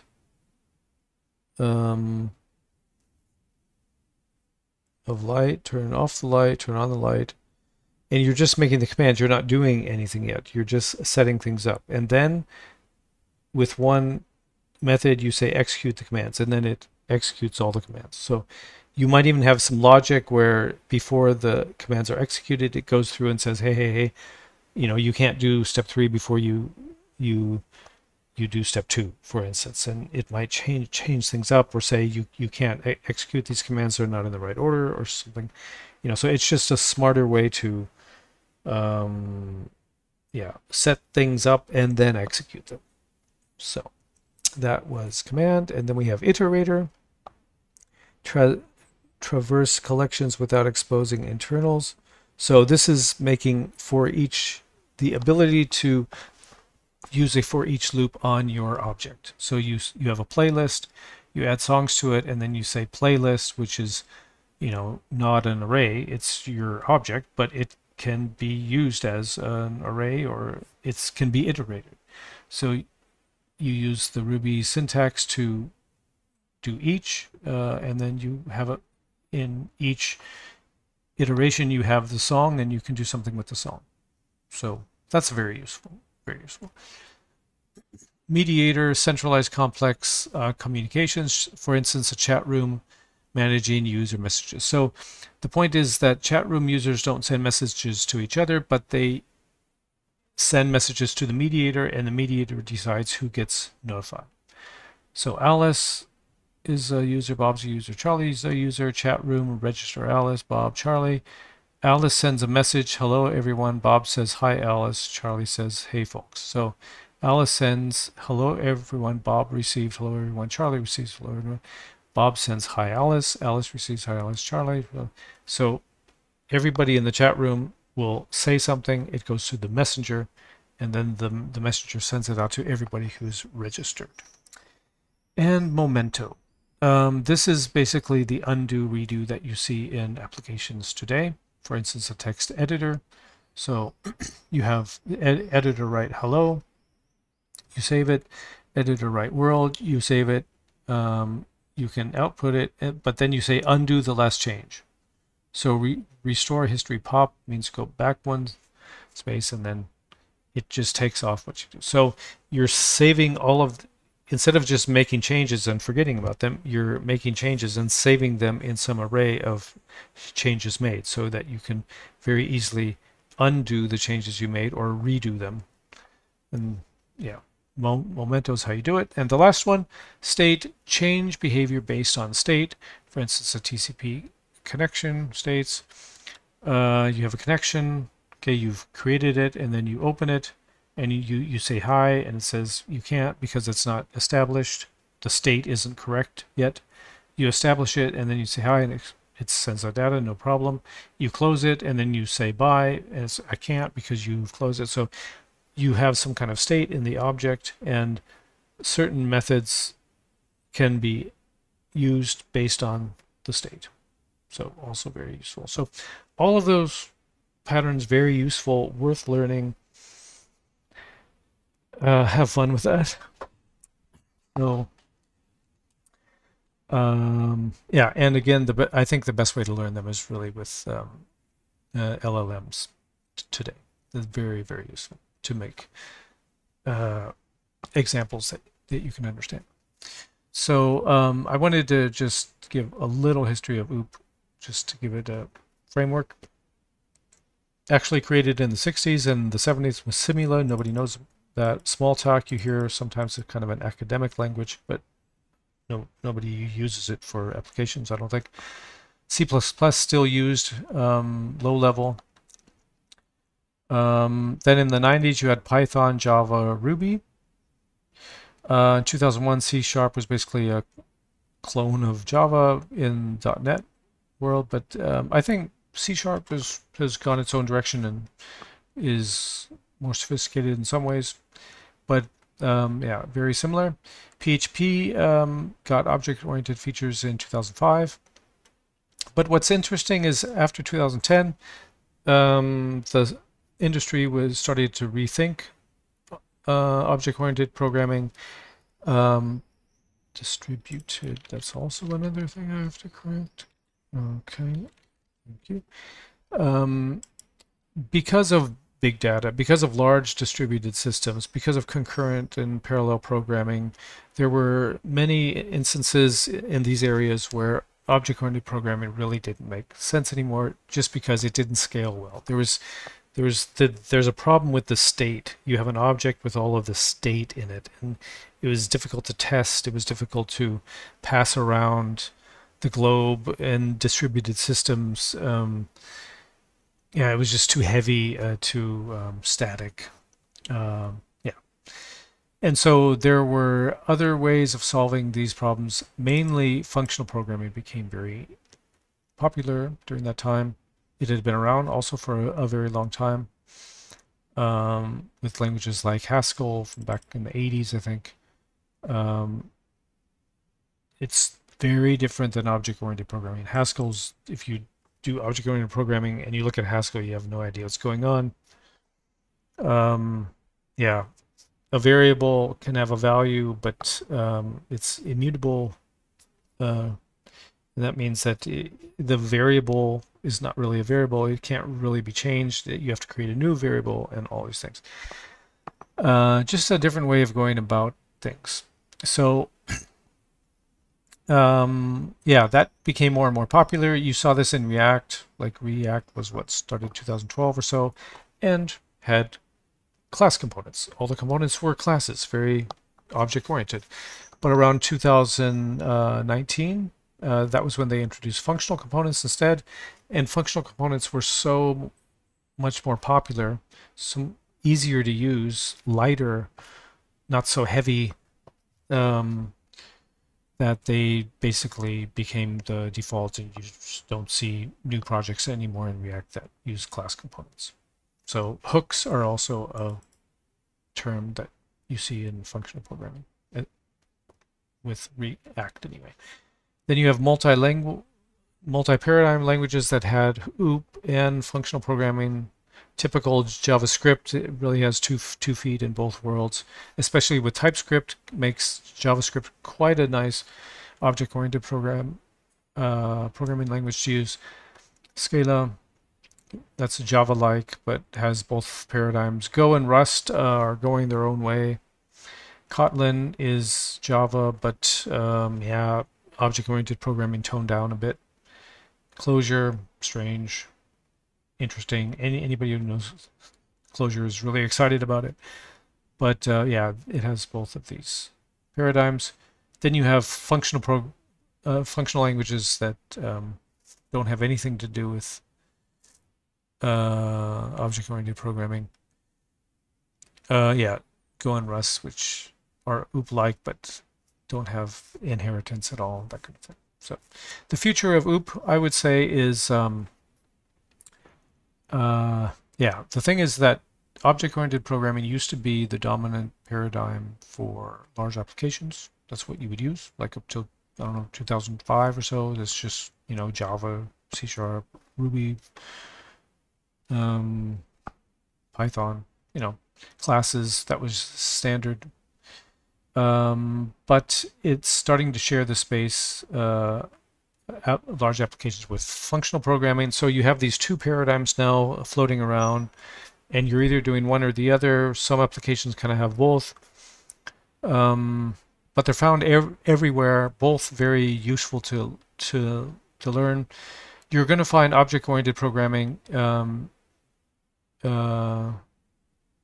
almost anywhere the MVC pattern is, Model View Controller. So Angular, ASP.NET, this is C#.NET, Spring MVC, Ruby on Rails, Django, which is Python, Laravel, and Symfony PHP, Flutter, that's also kind of like TypeScript, I guess. Unity for game programming, and Nest.js, not to be confused with Next.js. Nest.js, it's kind of a MVC backend that uses TypeScript and is very object-oriented. So each of these paradigms, functional programming, object-oriented programming, are very different from each other. Both can exist in one project. Both are very worth learning. In today's world of front-end frameworks like React, OOP can sometimes be forgotten and not used, neglected. But it has decade-long tested concepts and patterns that can produce useful software. So as a developer, you'll find it in many projects, and I think it's a good choice to solve many programming problems that you face. Yeah, so thank you for making it to the end, and I wish you the best of luck in your future with OOP. That's all for now.